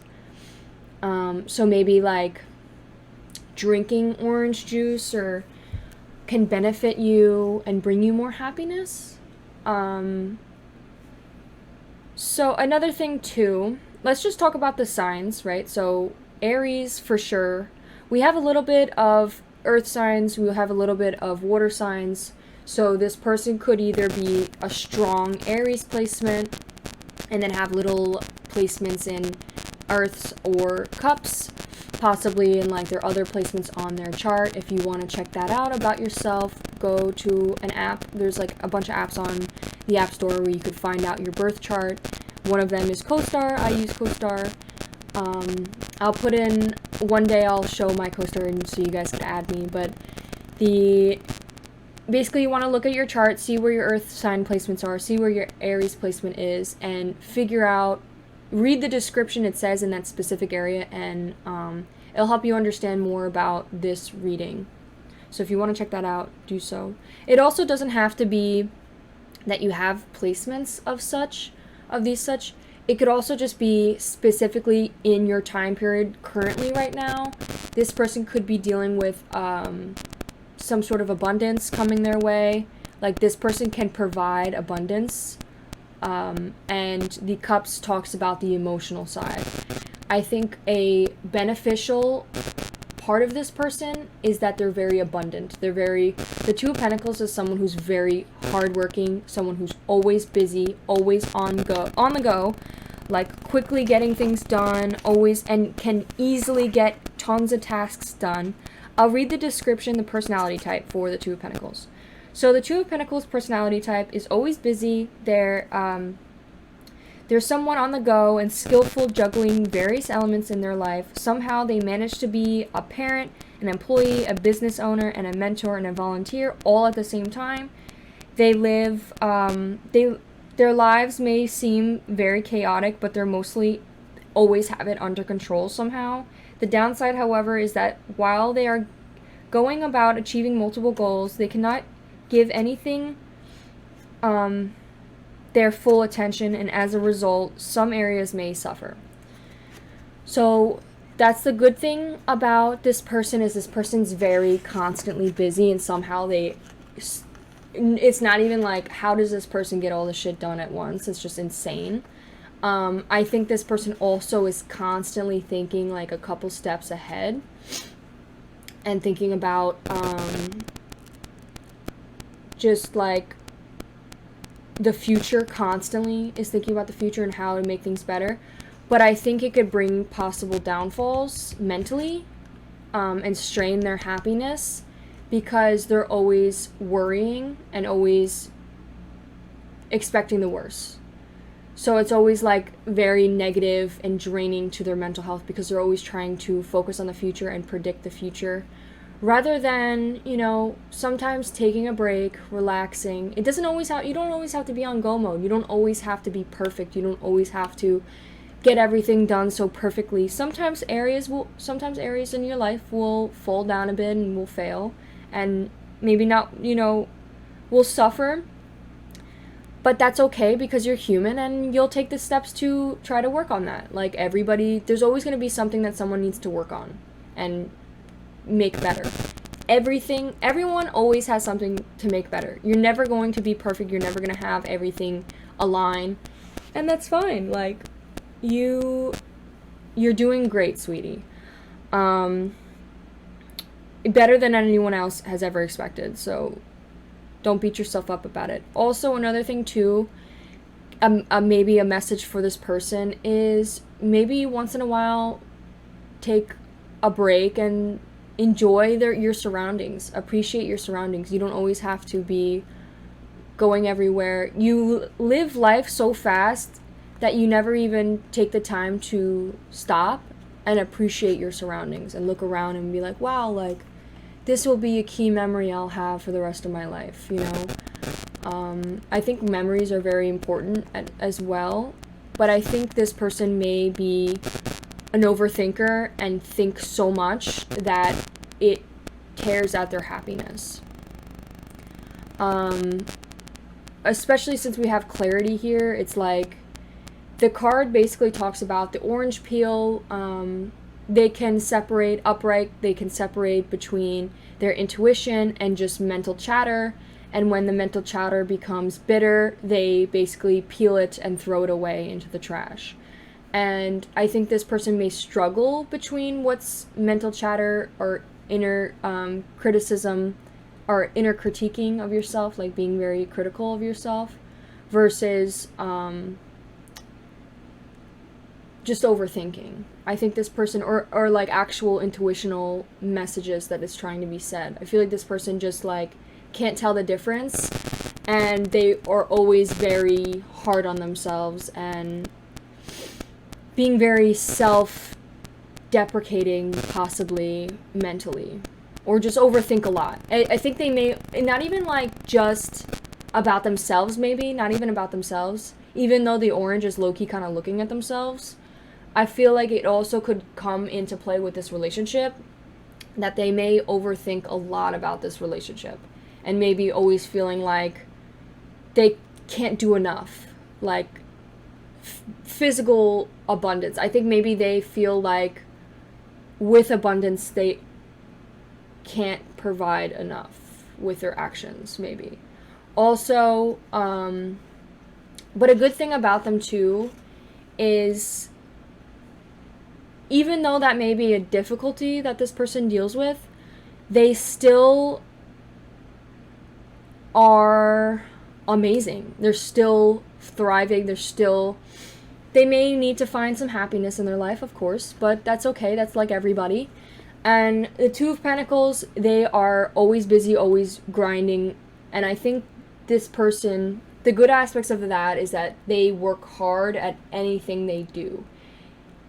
They will work hard in this relationship. They'll put in the effort. They'll always be busy. They'll always be making plans with this person, always trying to make plans, doing the best that they can to go and have fun. The mental chatter, they could definitely be an overthinker or think a lot, or talk a lot as well about their thoughts to this person. And yeah, I think that's all I could really get with those two cards. Let's move on to the Seven of Cups and the happiness. So the Seven of Cups basically is talks about new opportunities, or the main key words talks about like new opportunities. And where did this card go?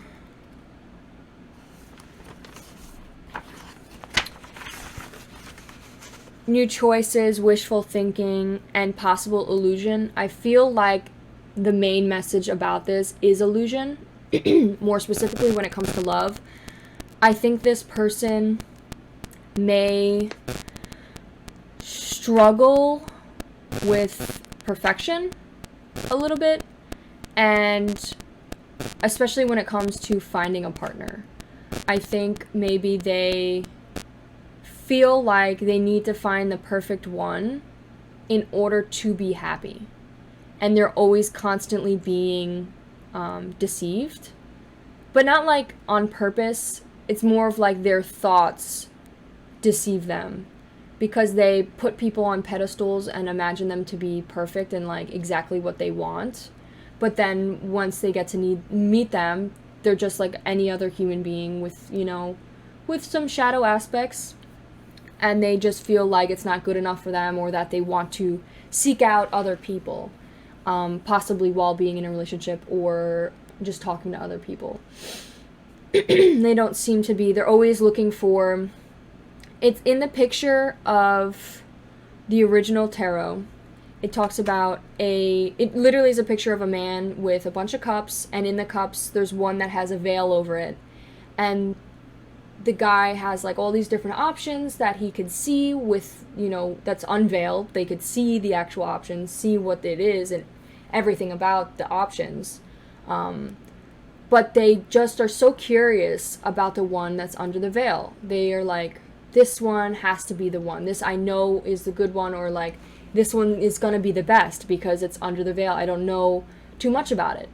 And that could literally be like a metaphor for people. Like this person, it's like they always see this mysterious guy or mysterious girl and see that they don't really know them that well, so they just automatically assume that they're perfect. Because they didn't get the chance to get to know them, to see their flaws as well, and that they're a human being. And I think they're always possibly depending on the other person in a relationship to make them happy, and isn't happy when the other person maybe disappoints them a little bit and doesn't match to their expectations as much as they hoped. Like they want them to be perfect hair, perfect abs, perfect, face, perfect personality, and all these different things, and like everything that you like, but it's not realistic. It's not possible. Like this person is going to be their own person with their flaws, and if they can love you with your flaws, you could love them with their flaws. So that's the message I got. This card is an orange card. We talked about fast pace, moving very quickly. You could possibly be a very moving, quick person when it comes to love as well. I feel like maybe the way your work ethics may also mirror in your love relationships. You may be very fast paced or move very quickly, or have so many different things you're working on, like opportunities, different options, that it's like you put so much effort or time into it that maybe some suffer, or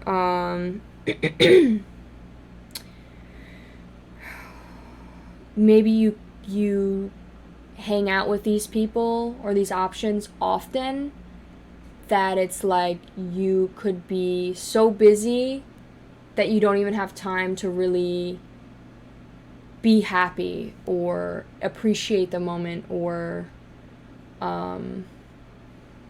appreciate the times, or even just like sorry, I can't, like, my throat. You could be distracting yourself as well with these people. There could be something mentally that could be eating you up that is possibly repressed, that you feel the need to have options to make you happy or validated. Maybe you feel like your value is better when you have options, like different people that literally have a crush on you, or like say that they like you or are interested in you. And that's for you to decide who you want to choose. Obviously, this person is probably going to be more of a significant relationship, but also know it's for you to decide whether you want to be in a constant one night stand or talking phase with people, or never really getting to like start dating or in that way. And that's fine. If you choose that lifestyle, good for you. That's perfectly fine. You can do whatever it is that you want. But also, if you end up getting in a significant relationship with this person, it's up to you to decide whether it is if it's important enough for you to risk this relationship for somebody else. Like if you end up dating this person and someone ends up flirting with you or giving you that attention, and maybe that's the time during when this person possibly doesn't give you enough attention because maybe they're just dealing with something, and you get distracted or like the attention, or you want to like risk it for the biscuit, and maybe you thought about like kissing this person or like getting with them or something because you like thrive for that, and you have to decide whether this person is worth, hurting this relationship and possibly never seeing this person again, or is it something worth fighting for? I also think obviously it's best to if you're just talking to the person and you guys aren't a thing and like they're talking as well, like then go for it. You're free to do what it is that you want. But if you know that you guys are dating or like serious, it might not be the best impression you want to give this person, because if anything, you will make this person possibly feel forever insecure in this relationship and not feel that they're ever good enough for you, as well as possibly end up down the line creating a scenario or a situation where they may end up cheating on you because of their insecurity and feeling not good enough. They may end up seeking out validation as well from other people.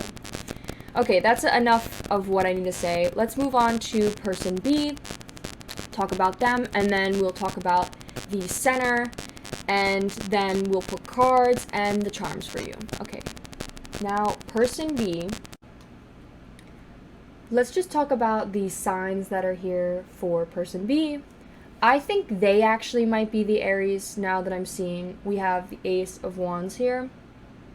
So they definitely could have Aries, and I'm also kind of getting that they might approach you and come after you or try talking to you, or they may already have been doing that. Just like this could be the very beginning of the start of a relationship, that you guys are like just talking, and maybe this is why you're seeking out this reading, because you want to talk more about him. I think he may have seeked out recently or will and is going to take action in this connection, because it literally said it in one of the other cards, like going after and taking action, and so yeah, that's what I'm getting. Also, we have earth signs as well, so this person can definitely be an earth sign or have earth sign placements as well. And I think maybe that's another reason why you guys possibly fit, is because you guys have like possible earth signs that may line up that match. But I really do think you guys are both possibly flirty people. I think this person's flirty, and I think this person is flirty, and I think this person may be a little bit more flirty with like talking to several people, and this one's more of like and be straight up honest, in the card talked about being like a sexual person. So that could just be like being a very romantic or just sexual person that likes to like, you know what I mean. They like to flirt, they like to kiss, they like to be romantic, shit like that. And they may be very flirty as well. I definitely think the fact that the green card and the gem are low-key kind of in the center as well is like you both may become jealous or have jealousy, and it's like almost kind of like a way of trying to get each other jealous. It's like you do that to make this person jealous, but then they do it back to you, and it's like you end up getting hurt either way and hurting, so then you want to do it more, and it's like it's just like a toxic possible thing that I'm getting, that it's like you guys are just trying to like get each other jealous, but it's not respecting each other's boundaries and just like possibly hurting each other. That could be for a few of you, I'm getting. I also think this person may be a really sweet, loving, caring person, but I think they may give too much away to others. Like people pleasing. I think this person may be a people pleaser. Oh my god, I cannot breathe. I think there could be a lack of communication, because like I'm having difficulties breathing. Maybe you guys haven't really talked about things out, or if there's like issues or something, or you're having difficulties and like like angry because they're making you jealous. I think this relationship may be a lesson for the both of you to end up shaping shaping yourselves into being like you know how like diamonds are basically rocks that are under a lot of pressure and then they end up being pressed into being a diamond or a gem? It's like these two people are being pushed under pressure and a lot of stress and a difficult time, like a difficult lesson to be taught. And then they'll end up becoming the gem that they hope to be. Like they're going to end up becoming this gem. And this relationship could end up becoming this gem as well, because it's a little bit in the center. I think maybe a little bit more this person is going to transform rather than this person. I think this person may deal with their issues for a little bit longer of a period than this person. I think this person may transform quicker. But yeah, so I think, so with the Four of Pentacles, also this card talked about control and having control. I think maybe this person is a little bit of a controlling person or likes to dominate this person. And it could be a little bit too much at times, that this person may need to chillax with it and like relax and, you know, allow this person to be themselves and take the wheel sometimes. But I think it's almost like it's an unbalanced relationship when it comes to control, but it's like they're both okay with that. They're okay with the situation because they see it as equal. They're fine with, maybe this person gets something else in return. So it's like they find a way to make their own balanced relationship. And if you feel that it's not balanced and you don't like that this person is a little bit too controlling, then maybe maybe that could be something you talk about or work on or communicate about. I feel like maybe that comes with every aspect of the relationship with the control. I think maybe this person likes to pay for the meals, likes to, especially if this is a male, like if this is a male here and like it's like a straight relationship, it doesn't have to be, of course, but if this is a straight male, it's almost like maybe this person has insecurities of being a male that they have to act a certain way, and maybe they feel better about themselves when they're in control and paying for the meal and dominating you in, you know, situations, or being the one that says the last word, or, you know, you have to listen to them, you have to, like, they take that authority figure, and that's fine if you're okay with that, but also you should be respected as well, and your opinions are valid as well. It's not all about this person. But if you're okay with that, that's fine. Like, I feel like it's like this person is okay with that. I think they'd like to be submissive, maybe, to this person. Also, I think another message, a little bit off topic, FYI, I think this person is very dominating in the bedroom as well. I don't know any more about that, but you could figure that shit out yourself. But because it's just like, that's just the message I'm getting.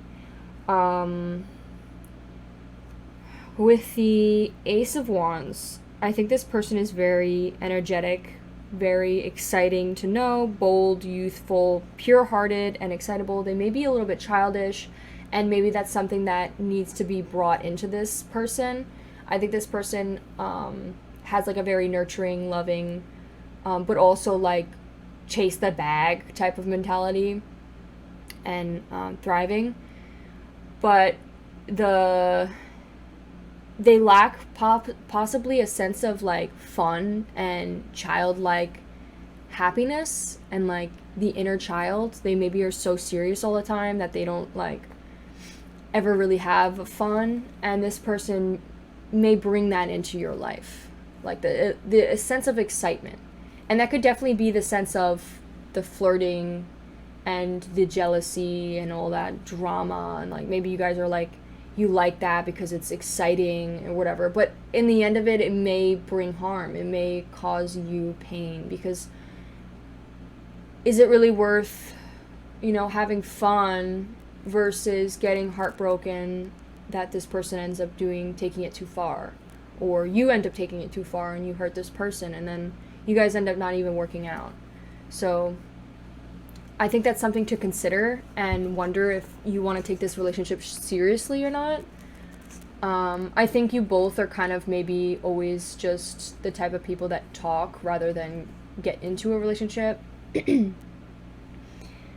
Another thing too, the Six of Pentacles, I think this person, like I said, is very giving. I think people pleasing, maybe that's another sense of the reason why they're so flirty, is because maybe they meet a lot of people or different, like, just people, and they change who they are in order to please the other person. So it's like they'll meet, as if this is a male, they'll go to like the bar, or like they'll find a place to like meet females or something, and then start like talking to the girls and to get to know them, and then it's like they switch their personality to be more likable by this person and like please them and like do that stuff. Another thing too, like a little message too, I think this person likes to dominate in the bedroom, but I also think they like to please you. Yeah, okay, so, you know, I think also this person may be mysterious or have some like, you don't really know this person well enough. And maybe this is the person that's under the veil that you're not really sure about. Some of the issues, I think, maybe this person has trouble going with the flow. I think maybe this person is always like, feels like they need to make a decision, and always like needing to be in control instead of just going with the flow and allowing things to play out as, like, for themselves. Sorry. I think also that could be that message, or this could also just be, because we also have movement here, like going with the flow, and that could also just be that they don't want to move at all. They're like stuck, and there's some sort of barrier that's stopping them from maybe continuing. And it could be this person's other options. I think this person wants to take action towards this person and maybe possibly have a future with this person. That's for you to decide whether that fits with you, because like that may not be for everyone. This person, I'm not really sure about this person. I feel like they do want, it says the new beginning of like passion, right? And having like a new beginning. And I think this person wants to take another step towards something with you, but I don't know if they're sure about it or not, like whether they should or not. But I do feel at some point they will approach you. They will take action. What else can I say? With the Faith card here, basically this talks about, like, it doesn't have to be actual religion, faith, like having faith. This could just be like hope, or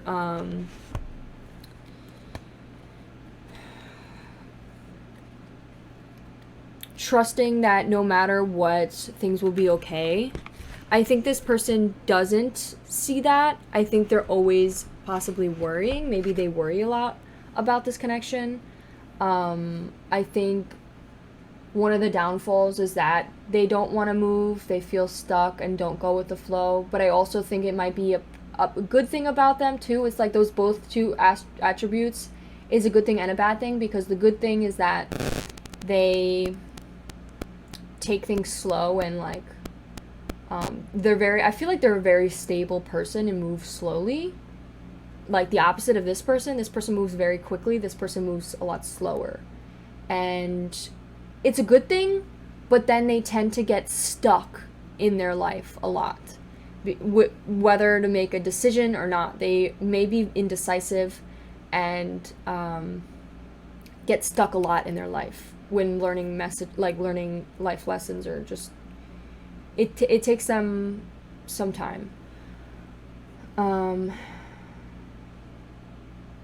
Okay, so I think that's all I really have to say. With the faith could be a message saying like not having faith in in moving towards this relationship. It could also just be not having faith in this relationship altogether, and it could be because of jealousy.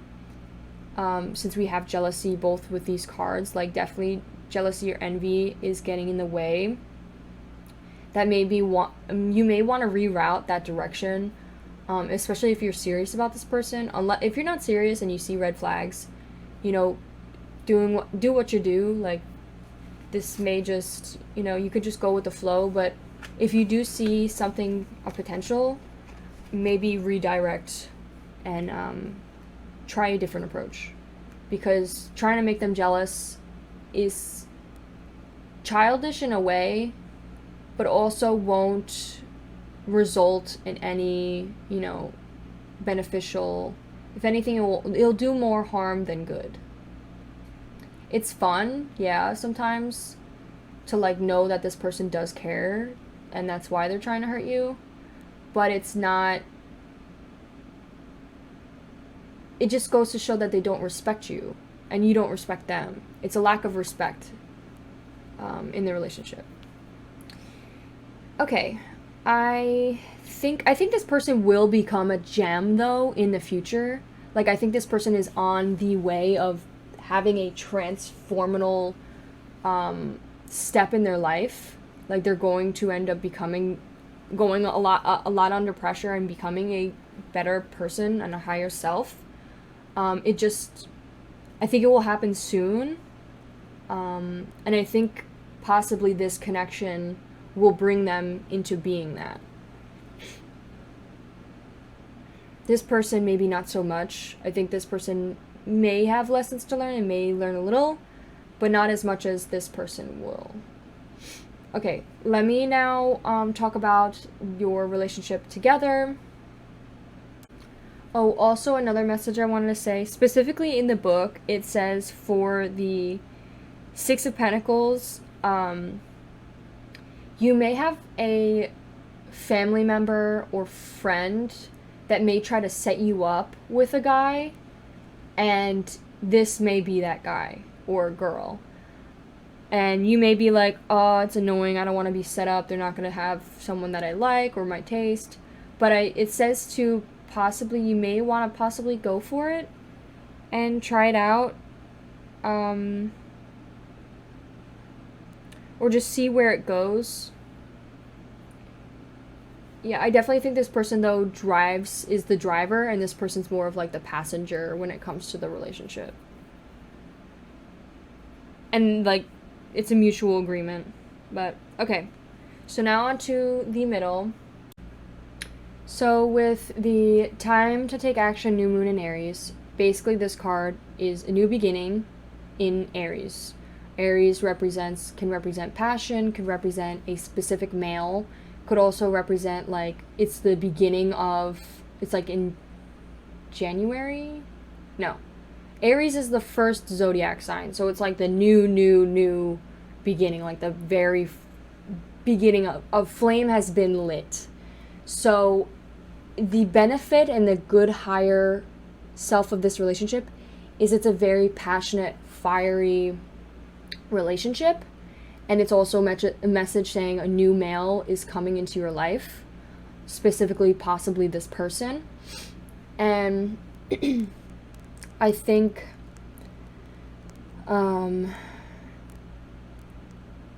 he will take action soon towards you. I think maybe you guys either didn't know each other well and then started recently talking and then realized a little flip switched and then it became like romantic.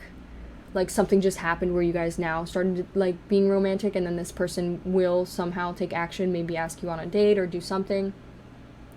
But also this could be a message saying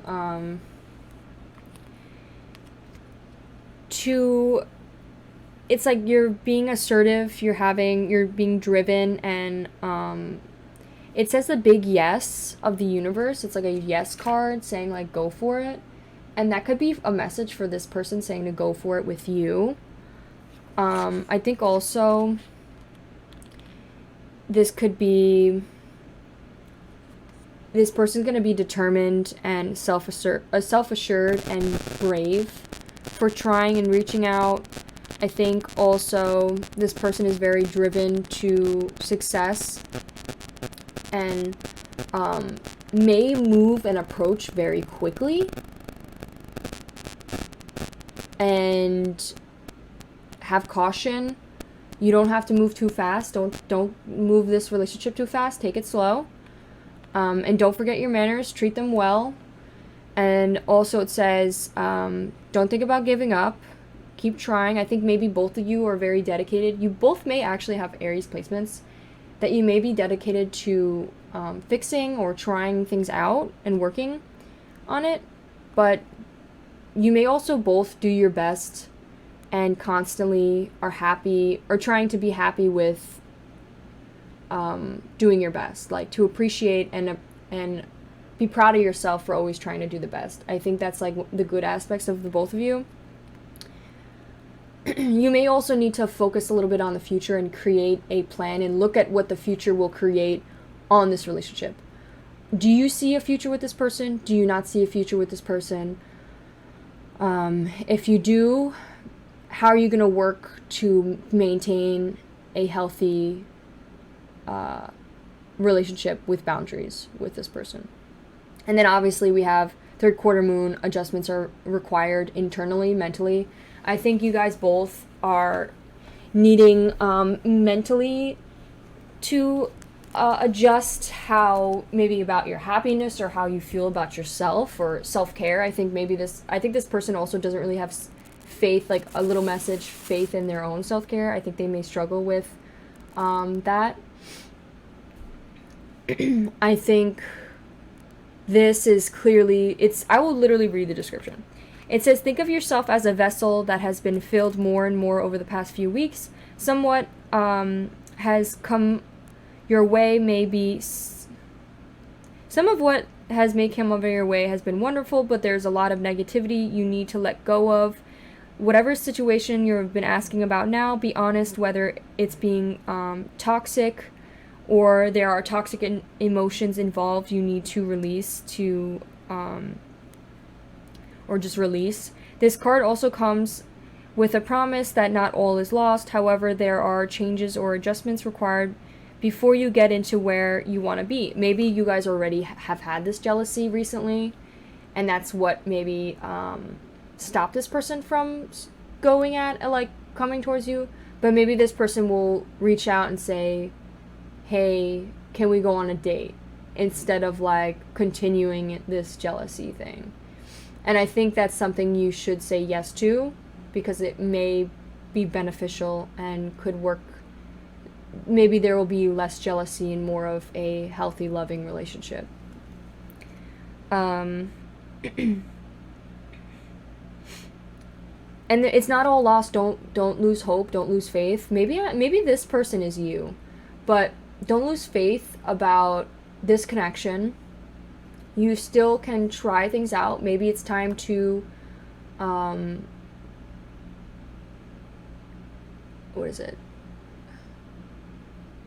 to finally ask them out and,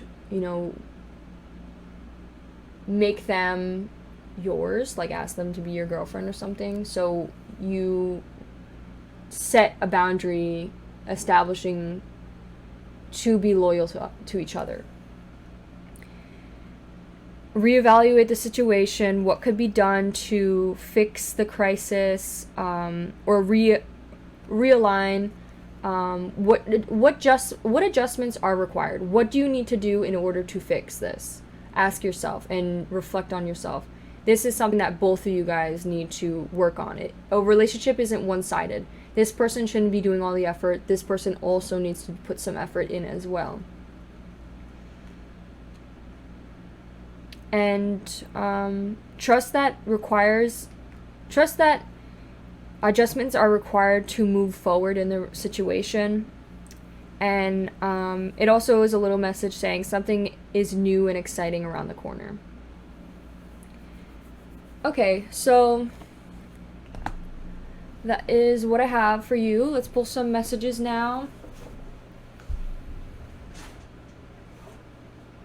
I'm kind of curious. Actually, don't tell the other piles, but I'm kind of curious of what sign this person is. So I'm going to roll the dice. I kind of want to know what their sun sign is, but let's pull one of these. Okay, so they may have a Virgo in Pluto in the 12th house. That may be something you want to look in CoStar. I want to know their sun sign. What is their sun sign? Sun sign. They could be a Sagittarius. Okay. A Sag. Let's you know what?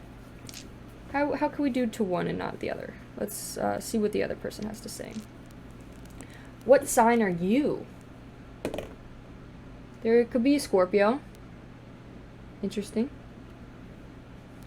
Let's pull another one. They could be an Aries. That's what I've been fucking saying. Alright.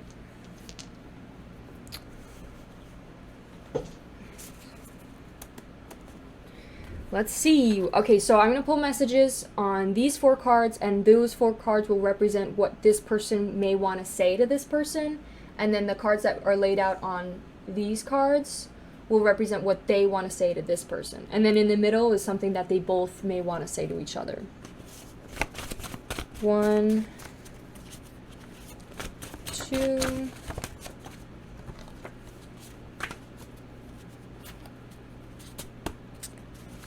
3.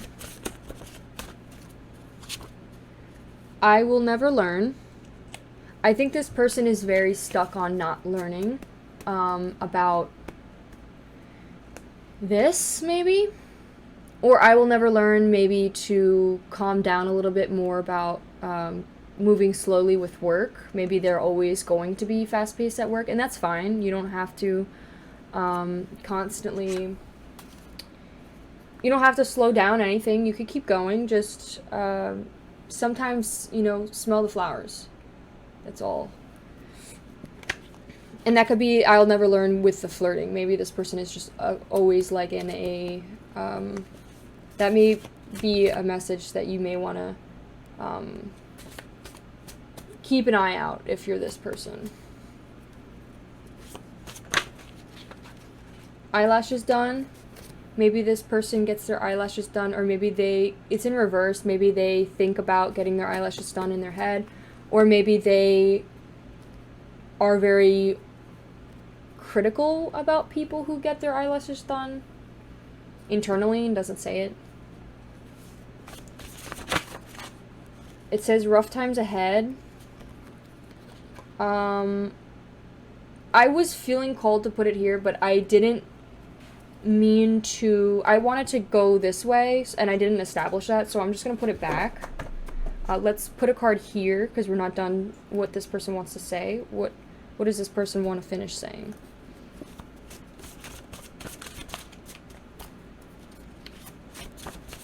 Three.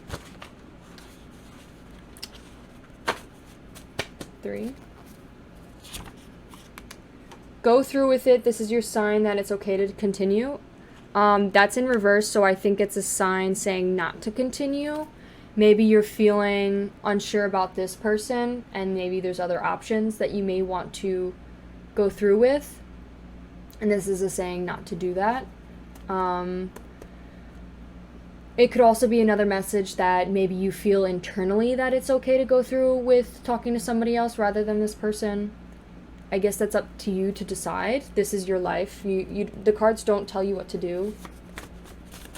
Happiness. One card for over happiness, please.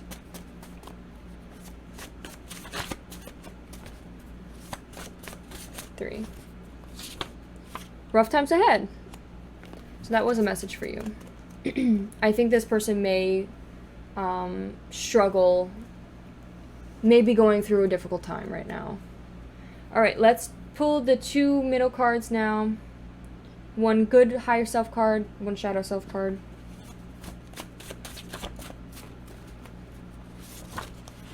We have you're done in reverse.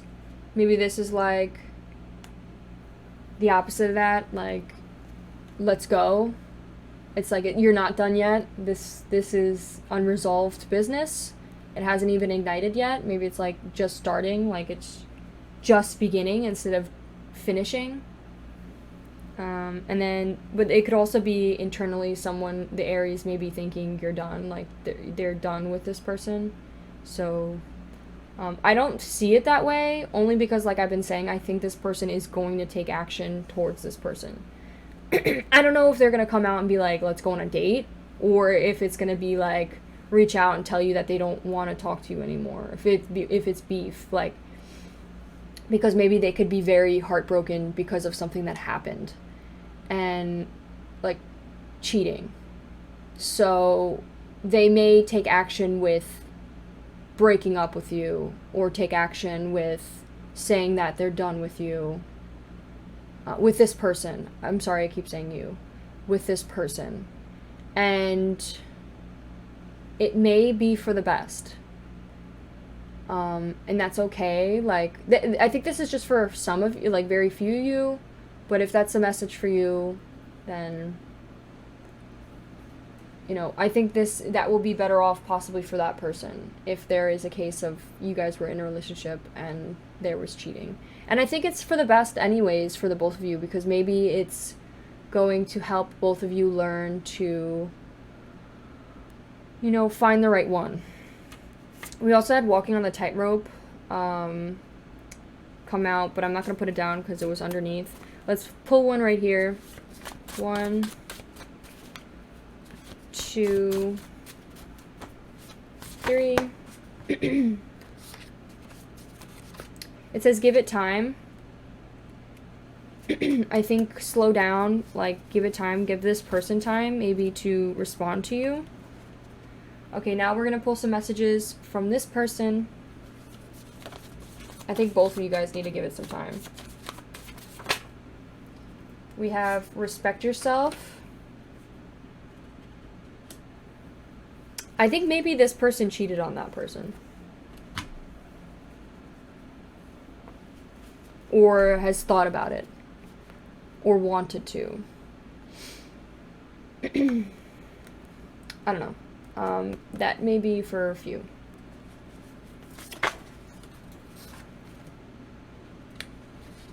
Manifest what you want in life. I think new beginnings with love. I think it's saying, like, manifest who you want to love for this person. Like, think about it. Like, write it down. Figure it out what it is that you want when it comes to love. Like, who... And when you describe a personality type, like, how are they going to treat you? How are they going to love you? Type thing. 1, 2, 3. Wrong path. I think maybe being a people pleaser is this person's wrong path, and I think they need to find more respect for themselves and not, you know, needing the validation of other people. Be yourself. You don't have to change who you are in order to please other people. I think that's a message this person needs to see. Big smile. I think this person may have a big smile, or they may... These could be messages saying, like, this person could also be saying that to this person. Like, saying, respect yourself, you're going down the wrong path. Or they see you have a big smile.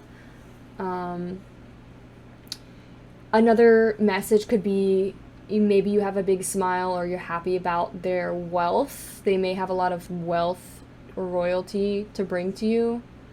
Could also be big smile when they people please you, or they could be saying also manifest what you want in life to you. Or they could just have a big smile. There's a lot of different messages. Okay, now for the movement card. 2, 3. Focus on self-care. I think this person needs to focus more on, like, loving themselves and not loving themselves with an ego, more of, like, loving themselves with being nice to others, but also respecting yourself. 1. Also, being pretty isn't everything. I feel called to put that there. You don't have to be a pretty gem. You don't have to be a pretty diamond that gets shaped out and carved out into this perfect diamond. You may come out with some deformities or shapes or different cuts, like different from everybody else, and that's fine. You're not gonna be pretty. Being pretty isn't everything. It's not the main goal.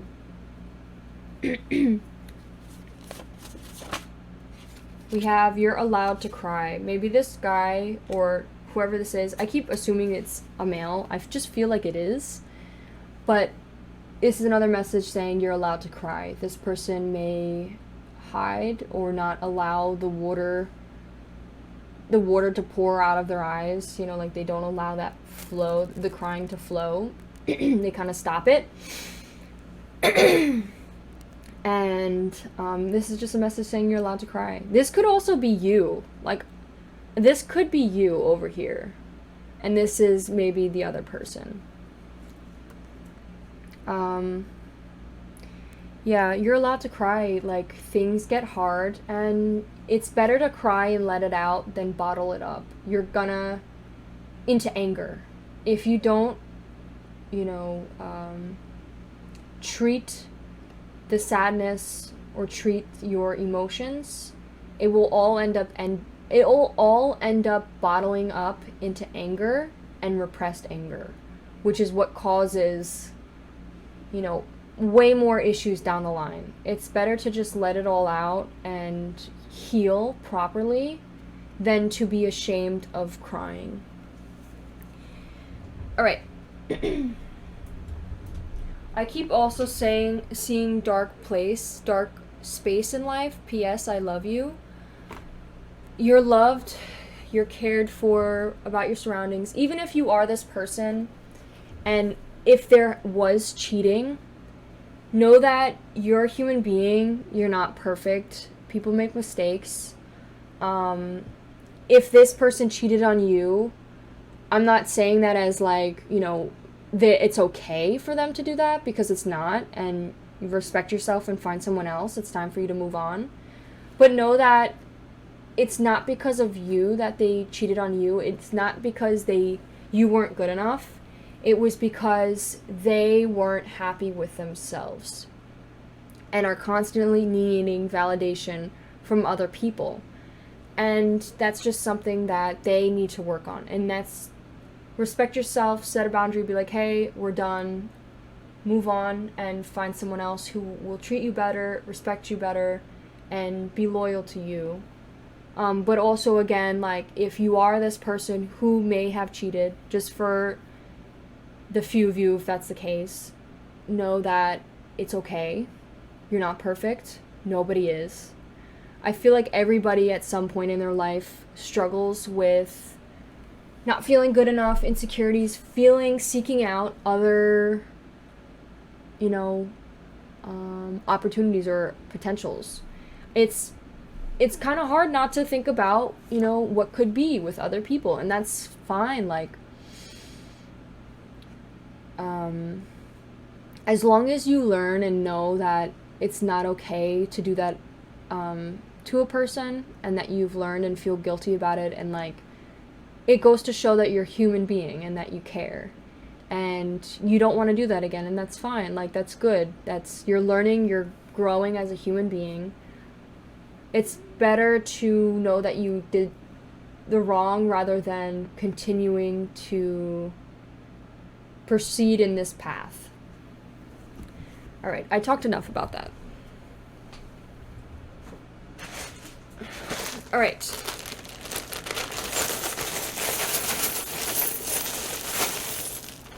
Now let's pull some charms.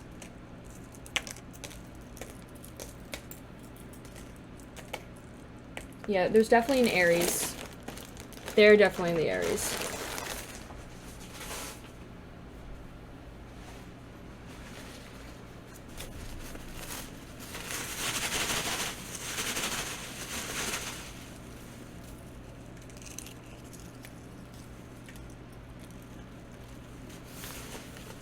Okay. Let's see what your charms have to say. So we have a little tiger. I definitely think maybe this person is also a fire sign, because tiger makes me think of like fire. So a tiger is here. I think also whenever I see the tiger, I think of the like majestic, very attractive, beautiful tiger. Maybe you care a lot about your looks. Hurt in reverse. I think that was in reverse. Maybe this person isn't hurting about the whole situation, or maybe this person is hurting internally a lot but doesn't show it. We also have fiber in reverse. I think maybe this person is having stomach issues. Could be, and maybe that's why they need to eat more like fruit to get more fiber in. Maybe their gut has actually been taking physical effect about what is happening. Maybe their gut they're having like a hurt stomach, or their stomach is hurting because their gut, they don't feel good in their gut. Like their gut feeling is saying that, it hurts, or that it's physically affecting them, and they need to eat more fiber. We have a bunny here. Bunny reminds me of like the cards in the archetype, or in the other one, the animal tarot. The bunny is basically someone who's constantly shit-talking, or not shit-talking, but also worrying so much about the future and like stressing out about all the negative things that will happen, that they're constantly like, they're like, at some point I'm gonna die. Like, they're just like way too anxiety filled and just need to take a break and relax. So that could be, as well as this person, you may be really stressed out about what they're gonna say maybe to you and reach out, and no matter what they say, it's okay. You don't have to apologize. If you were the one that messed up, you don't have to apologize a million times. You don't have to kiss their ass. You apologize, you learn from it, you move on, and don't do it again. That's all that it is. Learn from your mistakes, apologize and truly mean it, and actually, feel that. But also, you don't have to kiss their ass or, beg them to take you back, because you need to also respect yourself too, and know that you're a human being as well, and you made a mistake. We have the death card, I said the death card. There could be an ending that comes from this. We have like the skeleton with like a sombrero or like a hat. It reminds me of like a farmer or some sort. We have the infinity, the double infinity thing. We have P here. Pretty, that makes me think of pretty or petty, being petty. Boil, this makes me think of this boils down to, we have gapping,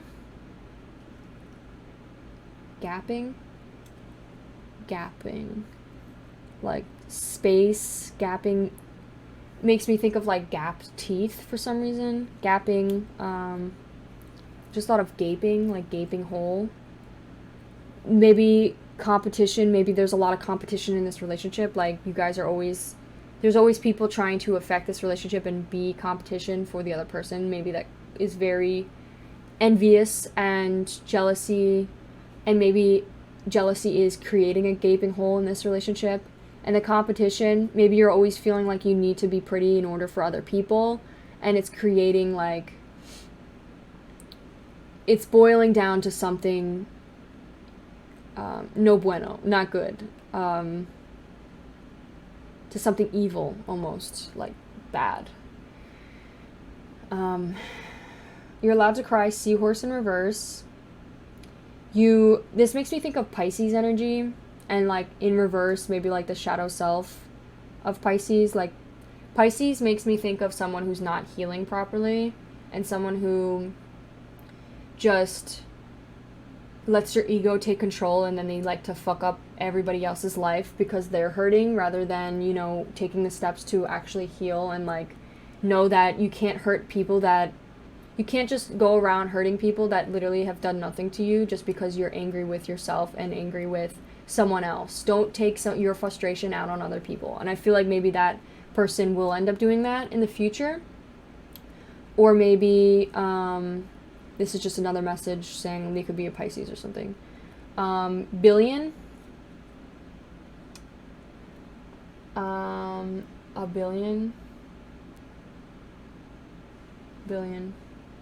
We have courageous. I think this person has a lot of courage and maybe will go out of their way with courage to talk. Aries. Billion. What could a billion?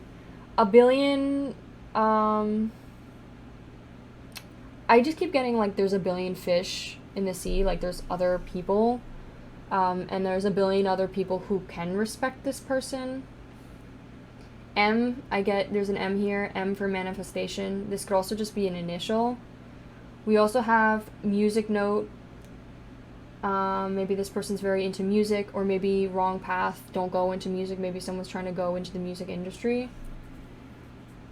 Band, maybe this person's trying to join a band, or giving too much to this band, and it's like the wrong path. Or maybe this person started listening to band music, like some sort of band specifically about this person that helps them, like, helps them in some way. CE, I just thought of Eric, like the name Eric. EC, C, I also see, like, CC. That could be C is smile. EC could be someone's smile, big smile. We have a key. I think this person may need to unlock the door in order to self-care and start loving themselves more. Give it time has a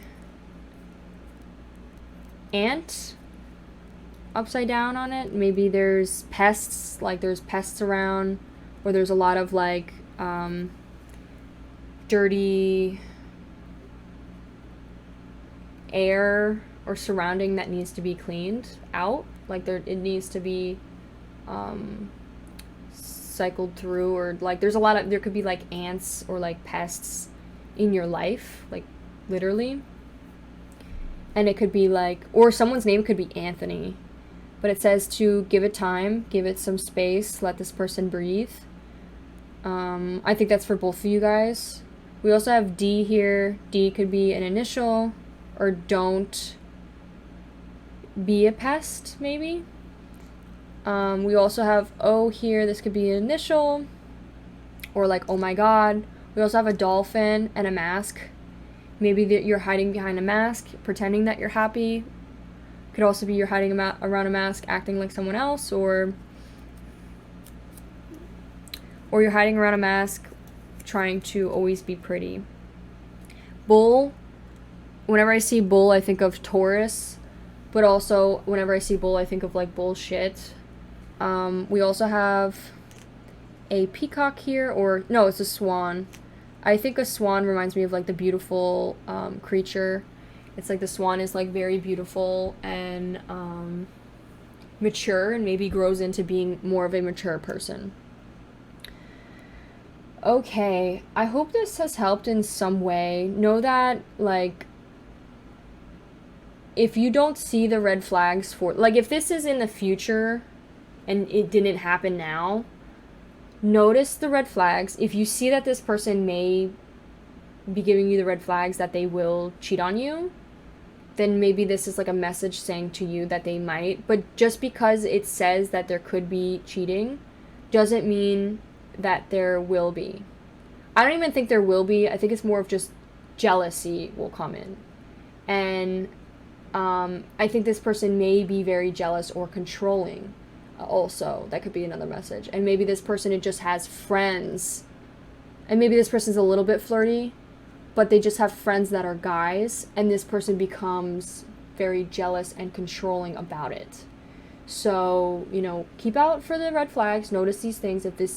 If you notice this, you may want to communicate about it and talk about it, and maybe make some adjustments.